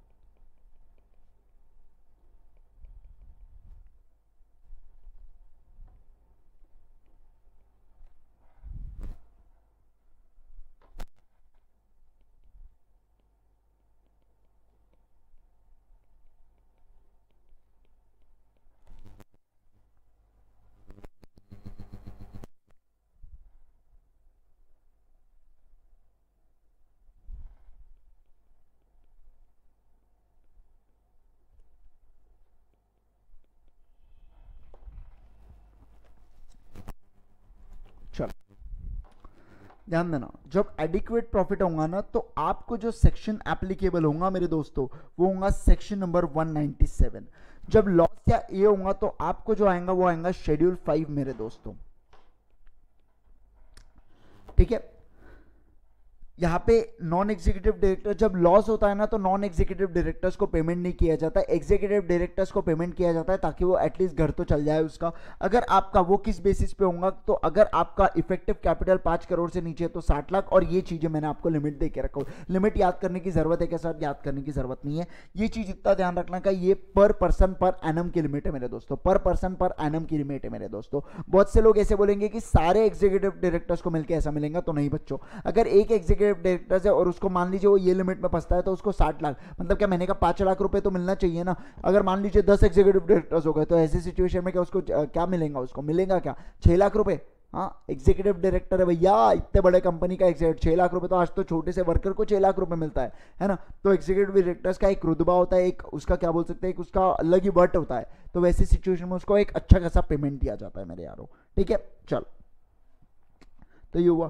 अगर आपको ये लिमिट के ऊपर, आपको यहाँ पे एज ए ऑडिटर, सर अब ये बताओ एज ए ऑडिटर क्या चेक करना है? अगर आपको ऐसा इसके लिमिट के ऊपर आपको पेमेंट करना है तो आपको एसआर पास करना होगा। और मान लीजिए आपने एसआर पास नहीं किया और उनको पेमेंट कर दिया, तो ऐसे सिचुएशन में 2 साल के अंदर अंदर उनसे पैसा वापस मांगना होगा। मान लीजिए आपको, आपने एक बार दे दिया तो आप सोच रहे हो चांदन अब दे दिया ना एक बार तो छोड़ो करके, तो आपको स्पेशल रिजोल्यूशन पास करना पड़ेगा। और वो वाले कि जो हमने आपको एक लिमिट के ऊपर दे दिया था विदाउट पासिंग एसआर, तो चलो उसको अप्रूव कर दिया करके हमने, उसके लिए भी आपको एसआर पास करना होगा। 2 साल के अंदर अंदर आपको पेमेंट वापस मांगना ही होगा मेरे दोस्तों। अगर आपने नहीं मांगा तो ऐसा नहीं हो सकता। तो ऑडिटर को चेक करना है कि एसआर पास हुआ कि नहीं हुआ, और अगर पेमेंट उसको दे दिया गया था तो क्या 2 साल के अंदर रिफंड ले लिया कि नहीं किया। अगर रिफंड नहीं लिया तो ये चेक करना है कि क्या मेरे दोस्तों, कि क्या आपको चेक करना पड़ेगा। अगर रिफंड भी नहीं लिया हमने 2 साल के अंदर अंदर, विद इन 2 ईयर्स, यहां पे लिख के रखो तो आपको समझ जाएगा, विद इन 2 ईयर्स। ठीक है, तो 2 साल के अंदर अंदर लिया कि नहीं लिया आपको वो भी चेक करना होगा। और अगर वो नहीं लिया मेरे दोस्तों, तो क्या हमने कोई स्टेप्स ली क्या उसके साथ रिकवरी करने के लिए, वो भी हमको चेक करना होगा। बोलो समझ गया कि नहीं समझ गया? अरे समझू कि नहीं समझू, बताओ मुझे, समझू कि नहीं समझू भैया? चलो आगे बढ़े, आ जाओ।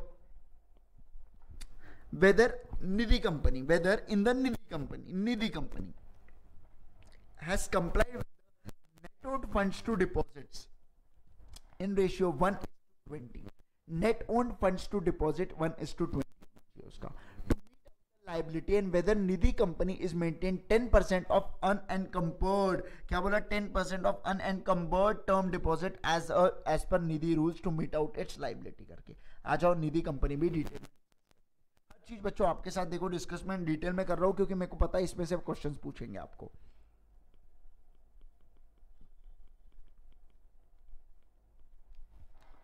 दिख रहा है? चलो बहुत अच्छी बात है, क्या बात है, आ जाओ।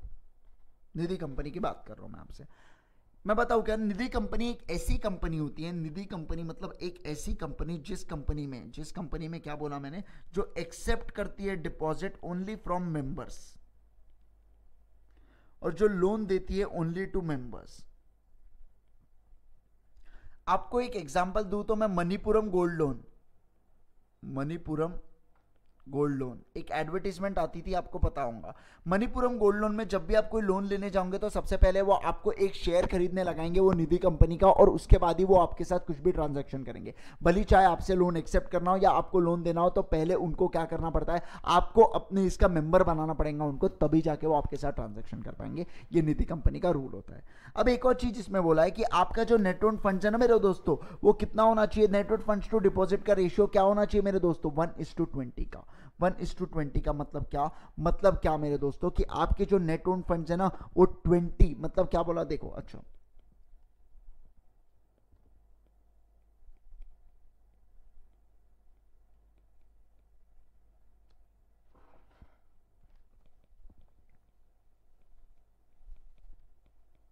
वन इज टू 20 का होना चाहिए। मतलब क्या मेरे दोस्तों, जो आपके पास डिपॉजिट्स है ना वो कितना होना चाहिए, 20 into multiplied by net own funds के, वो आपके पास डिपॉजिट्स होने चाहिए। वो आपके पास डिपॉजिट्स होने चाहिए कितना, नेट ओन फंड्स मान लीजिए हमारा 100 रुपए है, तो आपके पास डिपॉजिट होना चाहिए बच्चों कितना, 2000 रुपए का। तो ऑडिटर को चेक करना है कि ये नेटवर्क फंड्स और डिपॉजिट का जो 1:20 का रेशियो है ना, क्या वो मेंटेनेबल है या वो मेंटेनेबल नहीं है, क्या वो निधि कंपनी मेंटेन करती है कि नहीं करती है। लेकिन प्रोवाइडेड दैट ऑडिटर क्या होना चाहिए, ऑडिट करना चाहिए निधि कंपनी का, केवल उसी की बात हो रही है यहाँ पे। कोई भी कंपनी में मत चिपका देना 1:20 करके। हाँ ठीक है। नेक्स्ट उसके बाद क्या बोला है कि जो इसके टर्म डिपॉजिट होते हैं, इसके जो टर्म डिपॉजिट होते हैं, टोटल टर्म डिपॉजिट्स में इसके दो पोर्शन होते हैं, अनएनकम्बर्ड और दूसरा होता है एनकम्बर्ड। अनएनकम्बर्ड और दूसरे होते अनएनकम्बर्ड। अनएनकम्बर्ड मतलब क्या, free of charge. Free of charge जो इसके डिपॉजिट्स होते हैं ना मेरे दोस्तों, वो सिचुएशन में एक चीज ध्यान रखना, वो सिचुएशन का 10% आपको आपके पास लिक्विडेशन में रखना पड़ता है कि भैया कल चल के कोई भी आ जाएगा मेरे पास, कल चल के कोई भी आ जाएगा, मैं अपनी लाइबिलिटीज को कैसे फुल करूंगा, तो वो 10% के अमाउंट से करूंगा मैं। ठीक है। अनएनकम्बर्ड डिपॉजिट का, मान लीजिए आपको डिपॉजिट की फिगर 1 लाख रुपए दी हो और उसमें आपको एग्जाम में ऐसा बोला जाएगा कि उसमें से एनकम्बर्ड जो है या जिसके ऊपर चार्ज क्रिएटेड है ना वो 10,000 रुपए के है, तो कितना हमको लाइबिलिटी मीट आउट करने के लिए कितना रखना होगा, तो हमको 90,000 इंटू 10%, मतलब क्या 9,000 रुपए हमको रखना होगा मेरे दोस्तों। बस यही चीज होती है एनकम्बर्ड और नॉन एनकम्बर्ड करके। जिंदगी बहुत आसान है। चलिए आगे बढ़ता हूं मैं आपके साथ। 12th वाला पॉइंट, 13th वाला पॉइंट आपके साथ देखने जा रहा हूँ अब मैं। इसको पहले एक बार पूरा पूरा पढ़ लीजिए। तो बच्चों लो, फुल स्क्रीन कर दिया, पूरा पूरा शुरुआत से पढ़ लीजिए, पूरा यहाँ से है ना, पूरा 13 पॉइंट तक पढ़ते हुए आइए। 13th पॉइंट तक पूरा पूरा पढ़ते हुए ये, फिर मैं 14 पॉइंट से कंटिन्यू करता हूँ। 5 मिनट का समय देता हूँ आपको, पूरा पढ़ना, अच्छे से इज्जत से पढ़ना बच्चों।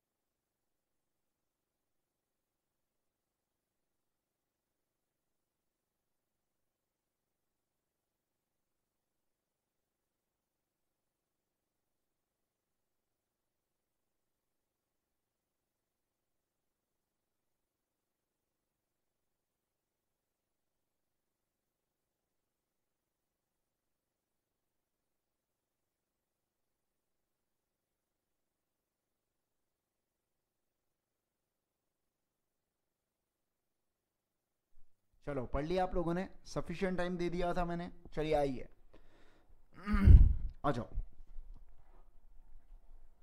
ध्यान दीजिए इनका।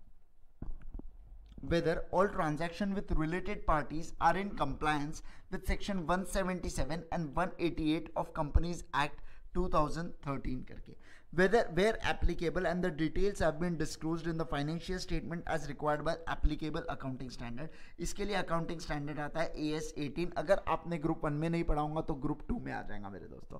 मैं एक मिनट चेक कर लेता हूँ मैं आपके ग्रुप में है कि नहीं है। मैं एक मिनट बस हूँ, नहीं आपके ग्रुप 2 में आ जाएगा यार, क्योंकि आपके इसमें तो 1 2 3 10 13 और 16 ही है, इतने ही स्टैंडर्ड्स है ना आपके इसमें, तो बस उसके आगे का काय में आ जाएगा, ग्रुप 2 में आ जाएगा मेरे दोस्तों। आप लोग पढ़ लोगे उस चीज़ में, ठीक है, कि कौन से रिलेटेड पार्टीज होती है करके, रिलेटेड पार्टीज कौन सी होती है। एक चीज़ ध्यान रखना, जब भी आप रिलेटेड पार्टी के साथ ट्रांजेक्शन करते हो ना, तो आपको एक चीज़ ध्यान रखना है कि आपको सबसे पहले बोर्ड रेजोल्यूशन लेना है, उसके बाद आपको ऑर्डिनरी रेजोल्यूशन लेना है। पहले बोर्ड रेजोल्यूशन करना है कि ये रिलेटेड पार्टीज के साथ हम लोग ये ट्रांजैक्शन कर रहे हैं करके, तो वैसे सिचुएशन में हम लोग के लिए सबसे पहले क्या लेना होगा, बोर्ड रेजोल्यूशन लेना होगा, और उसके बाद हमको ऑर्डिनरी रेजोल्यूशन चेक करना होगा। तो ऑडिटर का काम केवल यही है कि क्या प्रॉपर्ली बोर्ड रेजोल्यूशन हुआ है क्या, या क्या प्रॉपर्ली ऑर्डिनरी रेजोल्यूशन लिया है कि नहीं लिया है, वो चेक करना मेरे दोस्तों, और कुछ भी नहीं, ठीक है। चलो ये यहाँ पे आ जाएगा। उसके बाद वेदर एनी प्रेफरेंशियल अलॉटमेंट, क्या बोला मैंने यहाँ पे, whether the company has made any preferential allotment or private placement of the shares or fully or partly convertible debentures during the year under the review, and if so whether the requirement of section 42 of the Companies Act have been complied with and the amount have been used for the purpose for which the funds were raised। पहली बात तो amount issue है क्या, amount issue किया है क्या। दूसरा किया, इफ यस तो पर्पस सर्व किया क्या, पर्पस सर्व्ड, तो आपको वो चीजें चेक करना होगा मेरे दोस्तों, समझ रहा है आपको। पहली बात तो अमाउंट क्या है, और दूसरा अगर अमाउंट है तो अगर आपने किया है तो क्या आपने पर्पस सर्व किया है क्या, वो चीज आपको बताना होगा मेरे दोस्तों इसके अंदर। मतलब क्या, प्रेफरेंशियल अलॉटमेंट, बायजूस ने आपको बताया अपने शाहरुख खान को प्राइवेट प्लेसमेंट में शेयर्स दिया था, जस्ट डायल ने अमिताभ बच्चन को प्राइवेट प्लेसमेंट में शेयर्स दिया था ताकि उनके पास पैसा आ जाए और वो शेयर्स में for developing of their app या बाकी चीजों में वो ये कर सके। तो ऐसे सिचुएशन में जिस पर्टिकुलर पर्पस के लिए हमने वो शेयर्स का पैसा मंगवाया था, क्या वो पर्टिकुलर पर्पस के लिए हमने उसका उपयोग किया है कि नहीं किया है, ये किसका काम है, ये ऑडिटर का काम है चेक करने के लिए, ठीक है। चलो उसके आगे आता हूं मैं। अब ध्यान रखना मेरे दोस्तों, बहुत सिंपल चीजें, इसलिए एकदम थोड़ा सा स्पीड में ले जा रहा हूं, बाकी नहीं तो जो इंपॉर्टेंट चीजें थे वो ऑलरेडी कवर हो चुके हैं। ये फिर से एक इंपॉर्टेंट चीज है, ध्यान रखिएगा। Whether company has entered into in non-cash transaction with the directors or the persons connected with him, मतलब बेसिकली ये कौन हो गए, रिलेटिव्स हो गए ना उसके, पर्सन कनेक्टेड विद हिम मतलब कौन, relatives. And if so, whether the provision of section 192 of the Companies Act have been complied with।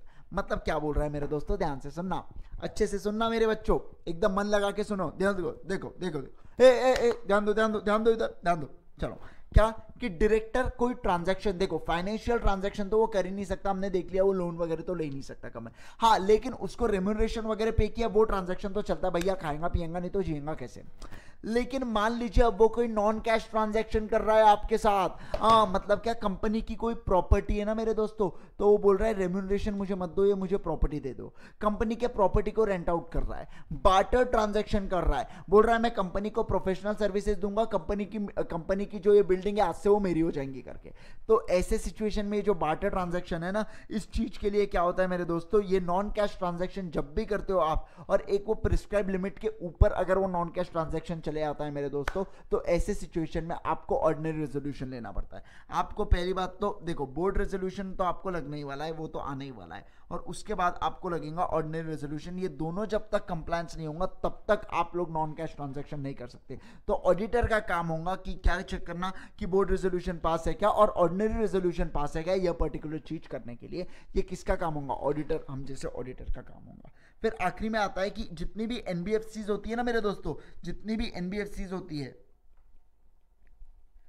उन्होंने क्या 45IA में, उन्होंने क्या 45IA में रिजर्व बैंक ऑफ इंडिया से परमिशन लिया है कि नहीं है? कंपलसरी होता है एनबीएफसीज के लिए 45IA में क्या लेना मेरे दोस्तों, क्या लेना, उनका रजिस्ट्रेशन सर्टिफिकेट लेना। छोटी सी छोटी कंपनी, एवरी एनबीएफसी के लिए, एवरी एनबीएफसी के लिए कंपलसरी होता है registration.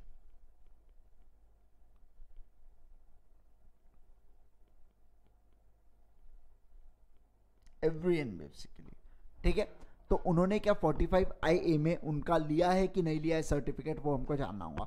45IA of reserve bank of India बोलता है कि आपको कंपलसरीली, कोई भी अगर एनबीएफसी आप खोलते हो तो आपको कंपलसरीली क्या करना पड़ेगा मेरे दोस्तों, आपको बनाना पड़ेगा, आपको रजिस्ट्रेशन लेना होगा उस चीज का, ठीक है। चलिए उसके बाद अब मैं आपके लिए अब जो चीजें आने वाली है ना वो थोड़ी इधर पुधर हो सकती है, आपको थोड़ा बहुत कंफ्यूजन हो सकता है, चिंता मत करना।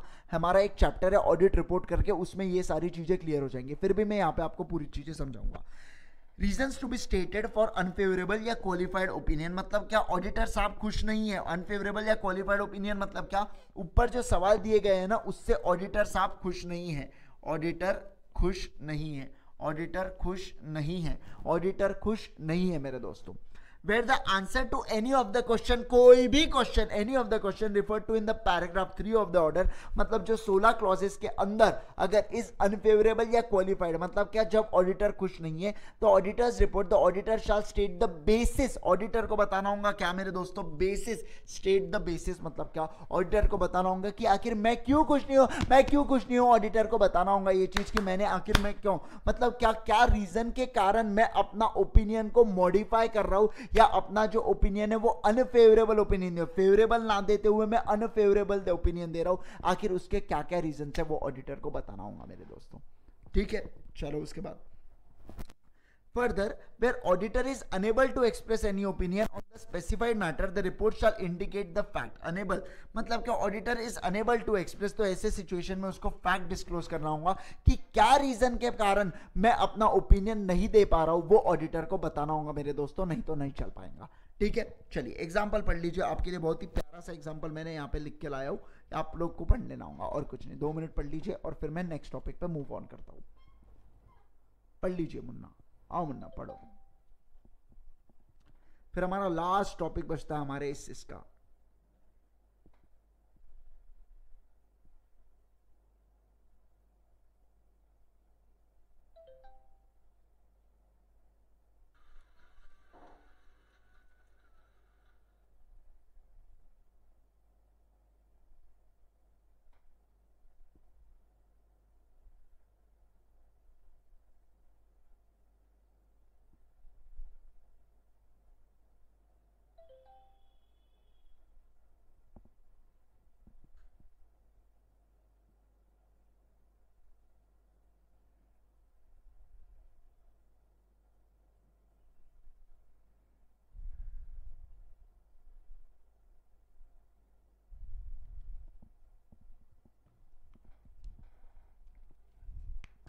पढ़ो पढ़ो पढ़ो पढ़ो मेरे दोस्तों, फटाफट पढ़ो, फिर हमको लास्ट टॉपिक पढ़ने जाना है इसके बाद का, उसके बाद खत्म हो जाएगा हमारा पूरा के पूरा कंप्लीट। ये चैप्टर मक्खन की तरह हमारे दिमाग में याद रहना चाहिए बच्चों, पहले ही बता रहा हूं मैं, एकदम अच्छे से इसको ये कर लेना। कारो के लिए आपके लिए separate revision lecture already uploaded है, आप मेरे चैनल पे जब विजिट करोगे तो वो लेक्चर ओपन वाला है, आप लोग उसको जब चाहो जितने बार चाहो सुन सकते हो। 16 मिनट के अंदर अंदर मैंने पूरे कारो with question and answers discuss कर लिया। अभी तो मैंने आपके साथ क्वेश्चन आंसर्स नहीं किया हो कारो के, लेकिन जैसे ही हमारा ये चीजें धीरे धीरे एक एक चीज होती जाएंगी, हम लोग क्वेश्चन आंसर्स के भी डिस्कशन पे जाएंगे।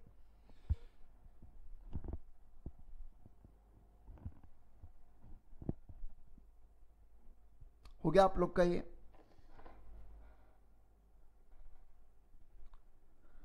हो गया का आप लोग का भैया, हो गया क्या? चलो 1-2 टॉपिक बचे हैं, बस छोटे छोटे टॉपिक है, वो फटाफट पढ़ते हैं, आ जाओ। चलो ध्यान दो, डिस्क्लोजर्स इन ऑडिट रिपोर्ट, ऑडिट रिपोर्ट में आपको और किन चीजों का ध्यान में रखना है, आपको डिस्क्लोजर करना है। चलिए पढ़ते हैं। The following paragraphs deals with the manner of qualification and the manner of disclosure if any to be made in the auditors report. In the auditors report, in the auditors report में आपको क्या करना है, सबसे पहले जो आपको बताना होगा वो आपको बताना होगा AS1 disclosures of accounting policies के इससे। In case of a company members should qualify their audit report in case accounting policies required to be disclosed under schedule 3 any of the provisions have not been disclosed। जो आपको बताना चाहिए था और आपने नहीं बताया कोई अकाउंटिंग पॉलिसीज, मान लीजिए आपको स्टॉक से रिलेटेड AS2 के बारे में डिस्क्लोज करना था, आपने डिस्क्लोज नहीं किया, आपने बताया नहीं कि हमने AS2 फॉलो किया कि नहीं किया। आपको AS4 के हिसाब से बताना चाहिए था, आपने AS4 के हिसाब से नहीं बताया, तो ऐसे सिचुएशन में क्या होगा, मेंबर्स को क्वालिफाई करना होगा ऑडिट रिपोर्ट को मेरे दोस्तों, ठीक है। उसके बाद second, accounts have not been prepared on accrual basis पे आपने नहीं किया, आपने कैश बेसिस पे किया। कैश पेमेंट आज मैंने 10,000 रुपए कर दिया पूरे आगे के 4 महीनों के लिए, और आज हमारा मार्च चल रहा है, मतलब क्या बेसिकली यहाँ पे तो 3 महीने अगले साल के लिए गए ना, लेकिन नहीं, आप बोलते नहीं 4,000 मेरे को आज ही डेबिट करूंगा करके, ऐसे थोड़ी चलेगा। अक्रूअल बेसिस का प्रिंसिपल आपको फॉलो करना होगा, आपको पता है अक्रूअल बेसिस क्या होता है करके, ठीक है। उसके बाद fundamental accounting assumption of a going concern has not been followed and this fact has not been disclosed in the financial statements। मतलब क्या, आप कोई ऐसे ट्रांजैक्शन करते हो जिससे ऑडिटर को लगता है कि भैया आपका गोइंग कंसर्न मतलब खतरे में है करके। मान लीजिए आप हेड ऑफिस के जितने भी प्लांट एंड मशीनरी है, जो हमारे फिक्स्ड एसेट्स है ना, वो बेचना धीरे धीरे चालू करते हो, और ताकि क्या उससे पैसा आएगा तो हम लोग लाइबिलिटीज को पे ऑफ करते हैं। हम लोग उससे पूछते हैं कि हमने ये क्यों बेचा, तो हम लोग उससे जो पैसा आ रहा है ना, हम लोग लाइबिलिटीज पे करें। मतलब अबे पगला येड़ा है क्या करके, मतलब यहाँ हमारी जो फिक्स्ड एसेट, जो प्लांट एंड मशीनरी, जिनके कारण हमारा प्रिंसिपल बिजनेस एक्टिविटी चल रहा है करके, आप वही चीजें बेचने में निकले हो। मतलब क्या, कहीं ना कहीं आपके गोइंग कंसर्न पे ऑडिटर को अब शक होना चाहिए। जब ये शक आना चालू हो जाएगा तो मेरे दोस्तों क्या हो जाएगा यहाँ पे, तो हम लोग को वो चीज, वो वाले फैक्ट भी मेंशन करना होगा गोइंग कंसर्न से रिलेटेड। फिर क्या आपको करना होगा, proper disclosures regarding changes in the accounting policies have not been made. मान लीजिए आपने फीफो से वेटेड एवरेज में चेंज किया, तो स्टॉक का वैल्यूएशन भी चेंज होगा, और ऐसे सिचुएशन में वो अकाउंटिंग पॉलिसी आपको बताना होगा कि हमने ये वाली पॉलिसी को भैया फॉलो कर रहे हैं हम लोग, और आपको रीजंस भी बताना होगा कि क्यों आपने चेंज किया, आपको कोई लॉ ने बोला, या प्रॉपर डिस्क्लोजर्स के लिए अगर आप करते हो तो वो 3-4 चीजों के कारण ही आपको अलाउ होता है, तो आपको रीजनेबल चीज भी आपको देना होगा। Not so important, C category में हम इसको रखिएगा। चलो आ जाओ। Whether company has given a specific exemption regarding any of the matters stated above, but the fact of such exemption have not been adequately disclosed in the accounts, the member should mention the fact of exemption in his audit report without necessarily making it subject matter of audit qualification। मतलब क्या मेरे दोस्तों, इसका जो ये आपको क्या समझाऊं मैं, चलो ठीक है बता देता हूं मैं आपको कैसे। अब आपको क्या एक्चुअली कैसा है, ये ऑडिट रिपोर्ट का जब हमारा चैप्टर कंप्लीट होगा ना, तो आपको और डिटेल में ये चीजें अच्छे से समझ में आएंगी तब। पर आपको बताता हूं, मान लीजिए कोई रीजन के कारण मैं ऑडिट रिपोर्ट को अनमॉडिफाइड, मतलब क्या क्लीन रिपोर्ट को छोड़ के मैं थोड़ी डर्टी रिपोर्ट दे रहा हूं। मतलब क्या क्लीन रिपोर्ट, मतलब क्या कि ये financial statements true and fair view देते हैं। ये जो फाइनेंशियल स्टेटमेंट्स है ना मेरे पास, ये जो फाइनेंशियल स्टेटमेंट्स है मेरे पास, ये एकदम ट्रू एंड फेयर व्यू देते हैं करके, ये मेरी क्लीन रिपोर्ट हुई। लेकिन जब मैं बोलता हूं कि ये financial statements true and fair view देते हैं एक्सेप्ट, या मैं ये मैंने जो बोला ये अनमॉडिफाइड ओपिनियन है, या मैं डिस्क्लेमर ऑफ ओपिनियन कि ये फाइनेंशियल स्टेटमेंट खराब ओपिनियन देते हैं करके, ये हुआ डिस्क्लेमर ओपिनियन। तो ये जब मैं खराब चीजें यूज करूंगा ना, तो वैसे सिचुएशन में ये बोल रहा है कि मेरली सिर्फ ये ऊपर की 4 चीजों के कारण आप अपने फाइनेंशियल स्टेटमेंट या जो भी आप ऑडिट रिपोर्ट दे रहे हो, आप उसमें ये नहीं बोल सकते कि फाइनेंशियल स्टेटमेंट्स खराब है करके, ये 4 रीजन के कारण। आपको केवल फैक्ट डिस्क्लोज करना है कि क्यों आखिर कंपनी ने फॉलो नहीं किया, या अगर कंपनी को कोई एग्जेम्पशन दिया गया और वो एग्जेम्पशन मेंशन नहीं है, तो वो एग्जेम्पशन क्यों मेंशन नहीं है, वो आपको मेरली फैक्ट देना है और कुछ नहीं करना है। सिर्फ छोटा सा डिस्क्लोज कर दो कि भैया ऐसा, आपका ओपिनियन मत चेंज कर डालना कि अगर कंपनी ने वो चीज को फॉलो नहीं किया है तो। ठीक है, समझ रहा है कि नहीं समझ रहा है, बस ये चीज को अच्छे से इंग्लिश, नॉर्मल इंग्लिश लैंग्वेज में पढ़ लीजिए, उसको इंग्लिश लैंग्वेज में पढ़ लीजिए और खत्म कीजिए। फिर मैं आपको आगे लेके, आपको बुक्स मिल चुकी है, बुक्स में आपको पढ़ना होगा।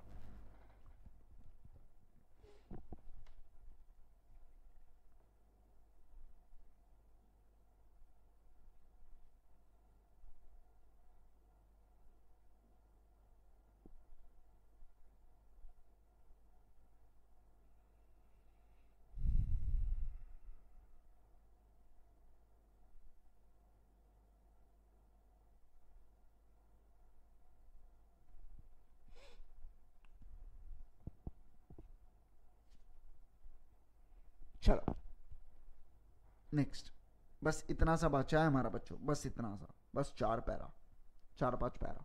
उसके बाद एक आखिरी सेक्शन बचा है, वो पेनल्टी वाला, उसके बाद खत्म हो जाएगा आज हमारा।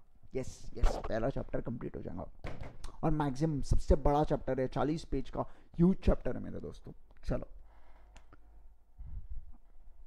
यहां से in the view of above, मतलब क्या, ये जो सिचुएशन दी है ना उसके रिलेटेड ये बात कर रहा है। In the view of above the auditor will have to consider different circumstances whether audit report has to be qualified or disclosures have to be given। मतलब क्या, ऑडिट रिपोर्ट को डर्टी करेंगे तो कौन से इससे डर्टी करेंगे, ये ऑडिट रिपोर्ट को एक ऑडिटर को दूसरे सर्कमस्टांस, डर्टी वर्ड यूज नहीं होता है, मैं केवल यहां पे यूज कर रहा हूं मेरे दोस्तों, ठीक है। मैं कोई सामने वाले कंपनी के ऊपर ओपिनियन दे रहा हूं अपना डर्टी वाला, तो मैं बोलूंगा अनमॉडिफाइड ओपिनियन दे, मैं अपना मॉडिफाइड ओपिनियन दे रहा हूं या दूसरा कोई ओपिनियन, डिस्क्लेमर ऑफ ओपिनियन दे रहा हूं। जब मैं उसके ऊपर क्लीन ओपिनियन देता हूं ना तो मैं बोलता हूं ये अनमॉडिफाइड ओपिनियन होता है करके, ठीक है। तो वो दो सर्कमस्टांस वो बाद में आपको समझ जाएगा, जब मैं आपको ऑडिट रिपोर्ट का चैप्टर लूंगा ना तब आपको समझ हो जाएगा, अभी बवाल मत मचाना इसके ऊपर। हाँ चलिए यहां पे ध्यान दीजिए क्या बोल रहा है। इन case of an enterprise not govern by companies act, मान लेता हूं कोऑपरेटिव सोसाइटी, कोई ये कोऑपरेटिव सोसाइटी एक्ट द्वारा गवर्न होती है, कोऑपरेटिव सोसाइटीज, उनके ऊपर कंपनीज एक्ट नहीं लगता, या कोई पार्टनरशिप फॉर्म होंगी तो पार्टनरशिप एक्ट 1932 उसके ऊपर लगता है, बाकी उसके ऊपर नहीं लगता मेरे दोस्तों। चलो, द मेंबर शुड एग्जामिन, मतलब क्या, वो जो चार्टर्ड अकाउंटेंट है या जो ऑडिटर है वो should examine the relevant statute and make suitable, मतलब क्या, रिलेवेंट स्टैट्यू मतलब क्या, एप्लीकेबल स्टैट्यू क्या है उसके ऊपर, एप्लीकेबल उसके ऊपर लॉ कौन सा है, तो वो हमको देख के उसके ऊपर suitable qualification in his audit report in case of inadequate disclosure and of accounting policies have not been made as per statutory requirements, ठीक है। अगर कोऑपरेटिव एक्ट बोलता है कि आपको ये फलाना ठिकाना ABC के डिस्क्लोजर्स करना होगा और वो इसमें मैंने नहीं किया हो, वो इसमें कंपनी ने नहीं किया है, तो मैं अपना ओपिनियन दे सकता हूं एज पर दैट स्टैट्यू, ऐसा बोला गया है। Similarly the member should examine if the fundamental accounting assumptions have been followed in preparing financial statements or not. In appropriate cases, he should consider whether keeping in his view the requirement of the applicable laws and qualification in his report necessary.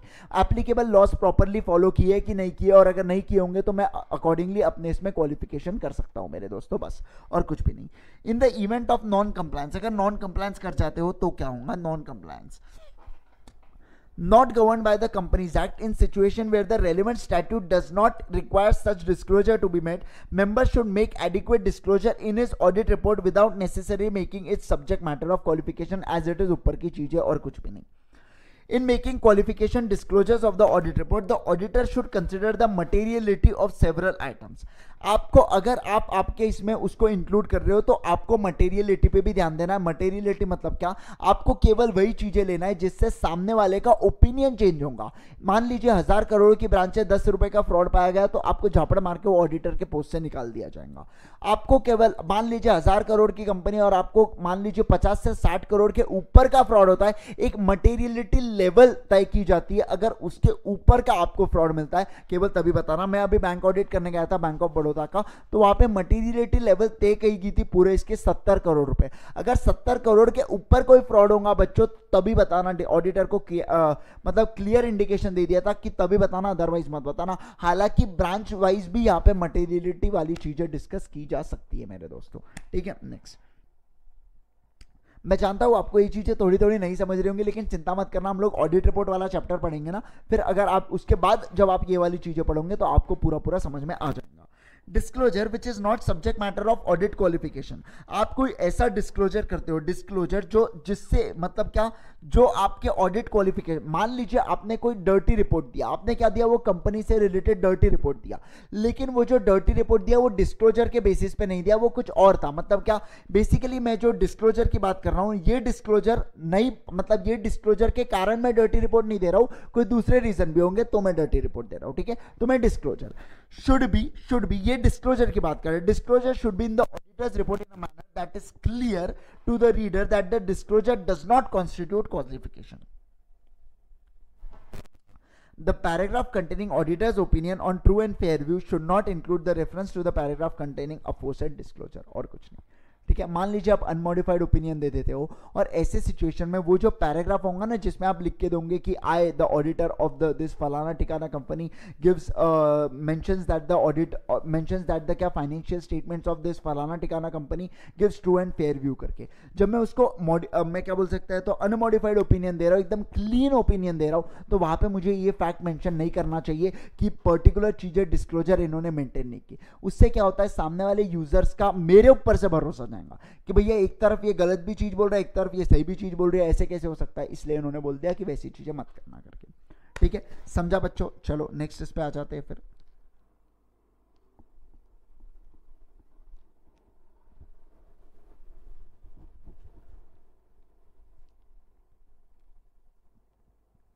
Last part जो अब हमारा बच चुका है वो है punishment for non compliance. Punishment for non compliance, पूरे companies act के 470 सेक्शन में अगर कोई सेक्शन में पेनल्टी नहीं दी गई है तो ये सेक्शन की पेनल्टी उठा लियो मेरे बच्चों। यहां पे मैंने जो चीजें केवल आपके चीजों से रेलेवेंट वाली चीजें लिखा हूं मैंने। 139 टू 146 की मैंने बात की, बाकी मैंने किसी की बात ही नहीं किया, देख लीजिए मैं जूम करके पूरा बता रहा हूं आपको। केवल 139 से लेके 146 की मैंने बात किया हूं यहाँ पे, क्योंकि हमारे इसमें केवल वही सेक्शन है ना, तो मैं आपके लिए तो वही सेक्शन लिखूंगा ना बच्चों। चल ठीक है, चलो आइए देखते हैं। If any of the provision of section 139 to 146, हमने जितने भी ऊपर सारे सेक्शंस पढ़ लिए ना, वो सारे सेक्शन को मिला के अगर कहीं पे भी पेनल्टी इस कॉन्ट्रावेंट बोथ इंक्लूसिव, मतलब टोटल 8 सेक्शंस हो रहे हैं, ठीक है, टोटल इस कॉन्ट्रावेंट अगर आप कॉन्ट्रावेंट कर जाते हो तो क्या, द कंपनी शाल पे क्यों स्ट्रेस दिया, होंगी ही पनिशमेंट, पनिशमेंट होने ही वाली है, ठीक है। Shall be punishable with a fine which shall not be less then 25,000 rupees but which may extend to 5 lakh rupees. मतलब क्या, साइड में लिख के रख देते, फिर पेनल्टी पढ़ने का काम ही नहीं। लिखो मेरे साथ, थोड़ा ऊपर से लिखना चालू करना बच्चों, क्योंकि जगह कम पड़ सकती है आपको। सेफ रहो। कंपनी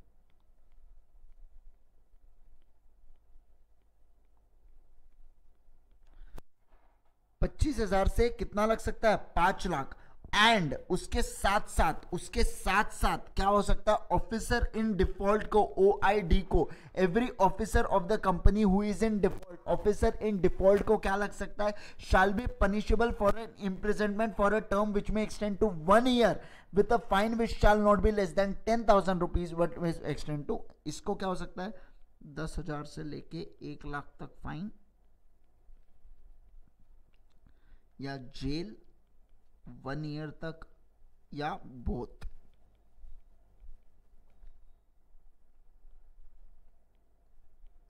देखो ये हुआ केवल और केवल अभी पहला पॉइंट हुआ। पहले पॉइंट को काट दीजिएगा, ऐसे काट दीजिए और साइड में ये चीज को लिख के रख दीजिए। जिंदगी बहुत आसान रहती है। इससे क्या होता है कि हमको समझ में आता है कि हमको केवल क्या क्या मेन क्रक्स पॉइंट, एग्जाम के पहले दिन आप वो लाइनें नहीं पढ़ सकते बच्चों।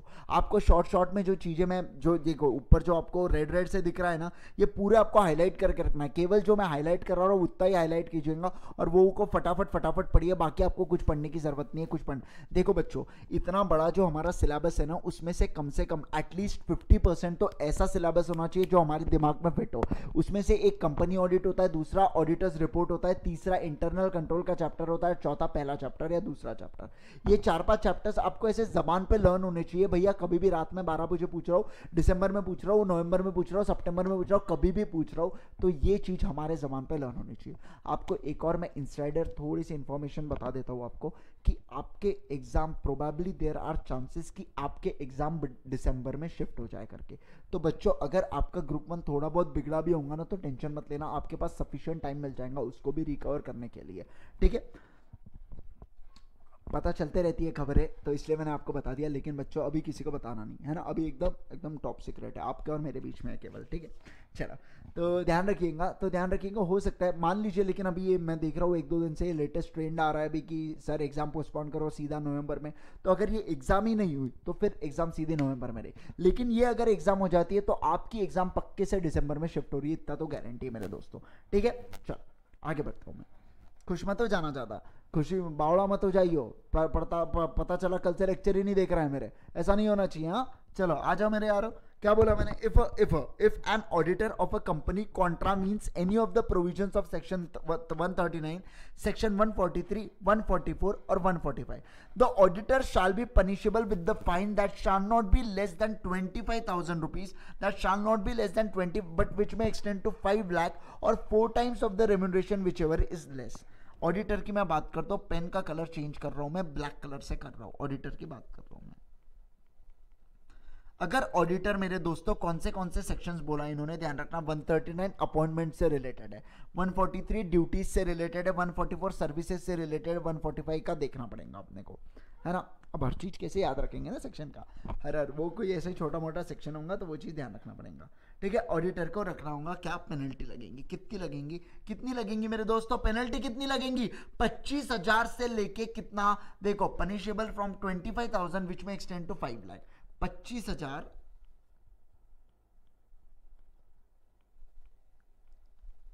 से लेके 5 लाख, 25,000 से लेके 5 लाख, या क्या बोला यहां पे, 4 times of remuneration,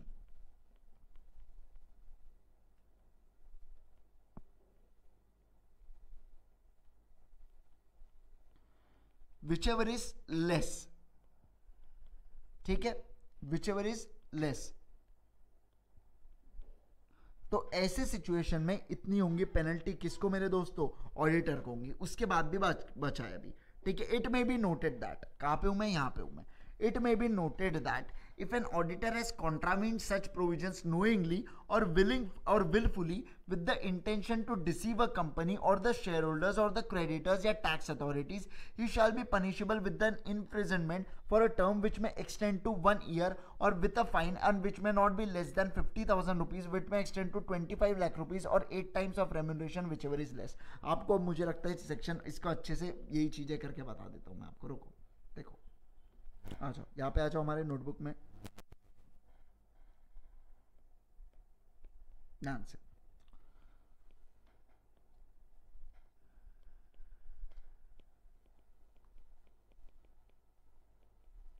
auditors punishment, आपने फ्रॉड नहीं किया, आपने फ्रॉड किया। जब आपने फ्रॉड नहीं किया तो आपको 25,000 से लेके, कितना बोला था वहां पे, 25,000 से लेके, it may be noted that 25,000 which may extend to 5 lakh, 5 lakh और 4 टाइम्स रेम्यूनरेशन का less, which ever is less, वो देना होगा। आपने फ्रॉड किया तो आपको होंगी भैया जेल, आपको हम जेल करवाएंगे। देखो जेल कराएंगे आपको, कैसे जेल कराएंगे, जब आपने फ्रॉड किया। देखो इंटेंशन टू डिसीव मतलब क्या, बेसिकली फ्रॉड होता है ये, आप सामने वाले के साथ छल कपट कर रहे हो तब फ्रॉड होता है। For a term which may extend to 1 year, fraud यहाँ पे जेल हो सकता है 1 ईयर के लिए, या उसके साथ क्या बोला है, second fine which shall not be less then 50,000 से लेके 25 लाख तक, 50,000 से लेके 25 लाख तक। और देखो ये और अलग रहेगा, ठीक है, ये और जो है ना ये इसके बीच का और है, इसके बीच की दरमियान है, ठीक है।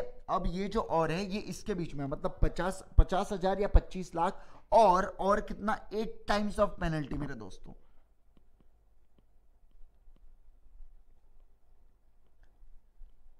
ये जो लेस होगा वो, अब ये जो लेस होके निकला और ये जो अमाउंट आया ये हो सकता है एंड में भी कन्वर्ट हो जाए। मतलब क्या, एक तो जेल हो सकती है या पेनल्टी लग सकती है या दोनों हो सकता है, जेल भी हो सकती है, पेनल्टी भी हो सकती है और दोनों हो सकता है, ठीक है। तो उसको हम लोग बोलेंगे, चलो अच्छा,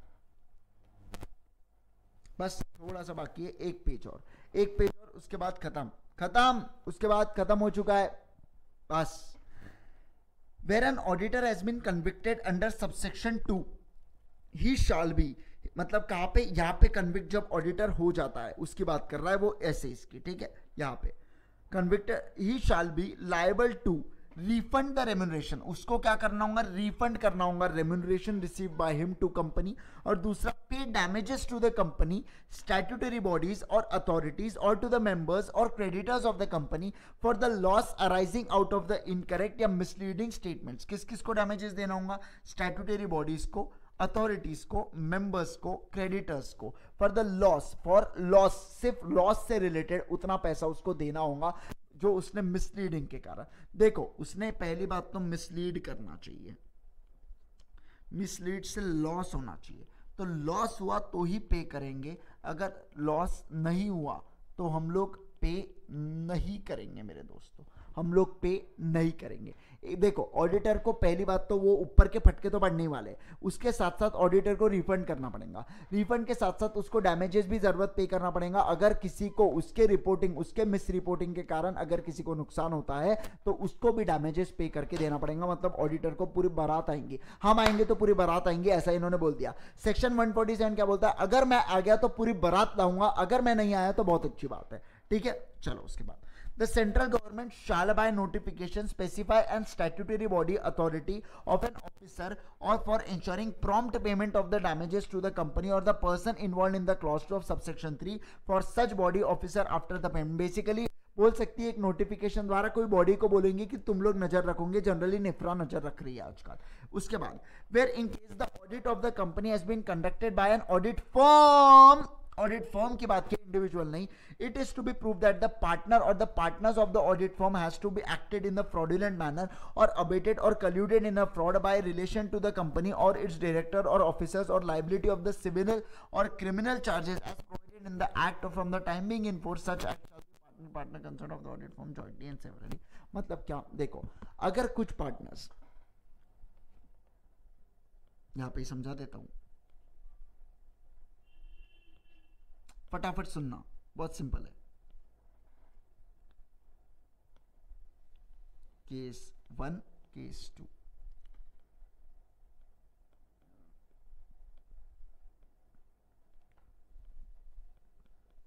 ए बी सी।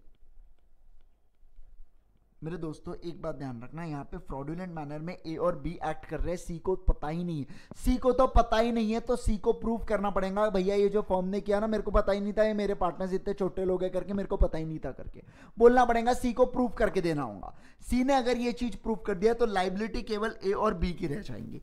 मान लीजिए अगर मिस्टर ए बी एंड सी, फिर से एबीसी, और एबीसी में क्या होता है मेरे दोस्तों ध्यान रखना, ये कंपनी में क्या होता है, ए कुछ ऐसा कांड करता है और बी को पता था, बी और सी को ये चीज पता थी कि ये कांड हो रहा है करके, फिर भी वो कुछ नहीं बोलते, उन्होंने बोला हमने तो कुछ देखा ही नहीं, हमको तो कुछ पता ही नहीं है करके। तो ऐसे सिचुएशन में पता है आपको तीनों के तीनों लायबल हो जाएंगे, ए बी और सी तीनों के गर्दन मड़ोड़ लेना और तीनों को पकड़ लेना, बोलेंगे चल पेनल्टी पे कर करके, बहुत हो गया तेरा नाटक, पेनल्टी पे कर दे करके, ठीक है। चलो मेरे दोस्तों बस यही चीज तो वहां पे समझाई गई थी और थी क्या। चलो, it may be noted that in case of the criminal liability of the audit firm in respect of the liability other than fine, the concerned partners who acted in the fraudulent manner or abated may be colluded, only acted, who acted, देखो यहाँ पे क्या लिखा गया, person the concerned partners who acted, जो person acted होंगे fraudulent manner में केवल उन्हीं के ऊपर चार्जेस ठोके जाएंगे, बाकी ऐरे गहरे नत्थु गहरे किसी के ऊपर भी चार्जेस नहीं ठोके जाएंगे मेरे दोस्तों, ठीक है। तो यहाँ पे होता है हमारा फाइनली हमारा चैप्टर नंबर 1 जो है सबसे बड़ा चैप्टर हमारा कंप्लीट हो रहा है, जो चैप्टर नंबर 10 के हिस्से मैंने आपको दिया था। अभी एक छोटा सा मेरे को ध्यान आ गया कि एक छोटी सी चीज पेंडिंग है हमारी, ये देखो ये वाली चीज, अब आप लोग इसको पढ़ोगे तो आपको फटाफट खटाखट समझ में आ जाएगा। आ जाओ चलो पढ़िएगा ध्यान से। A retiring auditor may be reappointed at an annual general meeting if, retiring auditor की बात कर रहा है वो, मतलब कौन से ऑडिटर की आपको पहले ही समझा देता हूं मैं। देखो मिस्टर ए को आपने यहां पे अपॉइंट किया था 1 साल 2 साल 3 साल के लिए, 1 साल 2 साल 1 साल 2 साल 3 साल के लिए आपने 3 साल के लिए अपॉइंट किया था। वैसे देखे जाए और रोटेशन के अगर प्रिंसिपल अपॉइंट, देखो जरूरी नहीं है ना कि हर कंपनी के ऊपर रोटेशन के प्रिंसिपल अप्लाई हो सकते हैं, हो सकते हैं कोई ऐसी भी कंपनी हो जहां पे रोटेशन के प्रिंसिपल लगते ही ना हो, तो वैसे सिचुएशन में तो मैं अनलिमिटेड पीरियड के लिए मैं उसको ये कर सकता हूं ना, अनलिमिटेड पीरियड के लिए मैं कोई ऑडिटर को अपॉइंट कर सकता हूं मेरे दोस्तों, हाँ मैं कर सकता हूं अनलिमिटेड पीरियड के लिए। तो ऐसे सिचुएशन की मैं बात कर रहा हूं यहाँ पे। और अगर रोटेशन की बात होती है तो 3 साल के लिए मैंने अपॉइंट किया तो मैं और 2 साल के लिए भी तो अपॉइंट कर सकता हूं ना। तो 3 साल के बाद हम लोग आए हैं मीटिंग कर रहे हैं, जनरल मीटिंग कर रहे हैं हम लोग जनरल मीटिंग कर रहे हैं और हम लोग बोल रहे हैं भैया, हम लोग बोल रहे हैं हमको अपॉइंट करना है करके। हमको ऑडिटर को अपॉइंट करना है। हमने जनरल मीटिंग की, लेकिन जनरल मीटिंग में इतने सारे बिजनेसेस थे कि हमने ऑडिटर अपॉइंटमेंट से रिलेटेड कुछ बात ही नहीं की। करके ऑडिटर बोल रहा है यार मेरे बारे में तो सोचो, यार मेरा भी तो सोचो, मेरे को भी तो अपॉइंट, मेरे भी तो बीबी बच्चे करके मेरे को भी अपॉइंट कर लो करके। हमने बहुत बोला, लेकिन बोलते शांत करके, हमको हमारे और बहुत सारे बिजनेस है, हमको उनके बारे में डिस्कस करना है कि हम तुम्हारे अपॉइंटमेंट के बारे में सोचे। बहुत सारे बिजनेस, ऑडिट मीटिंग खत्म हो गई, जनरल मीटिंग खत्म हो गई मेरे दोस्तों। अनफिनिश्ड बिजनेस रहा मेरे यारों, अनफिनिश्ड बिजनेस रहा, तो अगले इसमें फिर बुलाई गई और इसमें वहां पे भी मेरे बारे में कुछ डिस्कस नहीं। आपको पता है ना अनफिनिश्ड बिजनेस रहता है तो हम फिर से बुला सकते जनरल मीटिंग को, तो फिर से बुलाई गई, लेकिन वहां पे मैं नहीं किया। वहां पे मैं फिर से अपॉइंट नहीं हुआ ना मेरे बच्चों, मैं क्या करूं, मैं अपॉइंट नहीं हो रहा था। तो ऐसे सिचुएशन में बोला कि आप लोग क्या हो जाएंगे, आप लोग रीअपॉइंट हो जाओगे। आप लोग रीअपॉइंट हो जाओगे कब, जब आप डिस्क्वालीफाइड नहीं हो। कौन से हिसाब से, 141(3) के हिसाब से आप डिस्क्वालीफाइड नहीं हो। और मैंने कंपनी को खुद से, ऑडिटर को खुद को मस्ती थी कि अब मैं अपॉइंट नहीं होना चाहूंगा आपके इसमें, तो आपने ऐसा नहीं देना चाहिए, आपने नहीं देना चाहिए खुद से नोटिस मेरे यारों। आपने कोई ऐसी सी वाली हरकतें नहीं करना चाहिए कि जहां पे आप खुद को ही बोल रहे हो कि भैया मेरे को अब अपॉइंट नहीं होना है, मेरे को अनविलिंगनेस है, आपके फर्म में अपॉइंट होने की अनविलिंगनेस है मेरी, तो मैं को ऐसी हरकतें नहीं करना होगा। पहला क्या, खुद से डिस्क्वालीफाइड नहीं हुआ। पहली बात क्या बोला, डिस्क्वालीफाइड नहीं है। दूसरा, खुद से मस्ती नहीं किया। और तीसरा क्या, स्पेशल रेजोल्यूशन पास नहीं हुआ कंपनी। आपको पता है स्पेशल रेजोल्यूशन पास होता है ना, अगर ऑडिटर को हटाना है तो स्पेशल रेजोल्यूशन पास करना पड़ता है। तो स्पेशल रेजोल्यूशन अगर पास नहीं हुआ होगा तो मैं हो जाऊंगा ऑटोमेटिकली रीअपॉइंट। देखो यहाँ पे क्या लिखा है, वेयर एनी, कितना आसान तरीके में लिखा हूं मैंने। देखो मेरे को तो लर्न है, क्या होता, देखो मेरे को बताया ना लर्न है। 1 मिनट रुकिए, 1 मिनट होल्ड कीजिए। हाँ वो उसमें चेंज हो जाता है। चलो मैं क्या बोला यहाँ पे कि वेर, जहां पे अगर कोई अपॉइंट नहीं हो पाता है मेरे दोस्तों, वहां पे अगर कोई अपॉइंट नहीं हो पाता है तो ऐसे सिचुएशन में वो ऑटोमेटिकली, मतलब है क्या, वो कंटिन्यू कर सकता है as a auditor. He shall continue as a auditor. मतलब क्या, एग्जांपल देके समझाऊंगा। अच्छी इंपॉर्टेंट चीज है, अच्छे से पढ़िएगा, बहुत अच्छी सी पढ़िएगा इसको। आ जाओ आओ मुन्ना, ये है टाइमलाइन। 1 साल, 2 साल, 3 साल। ये है मिस्टर ए।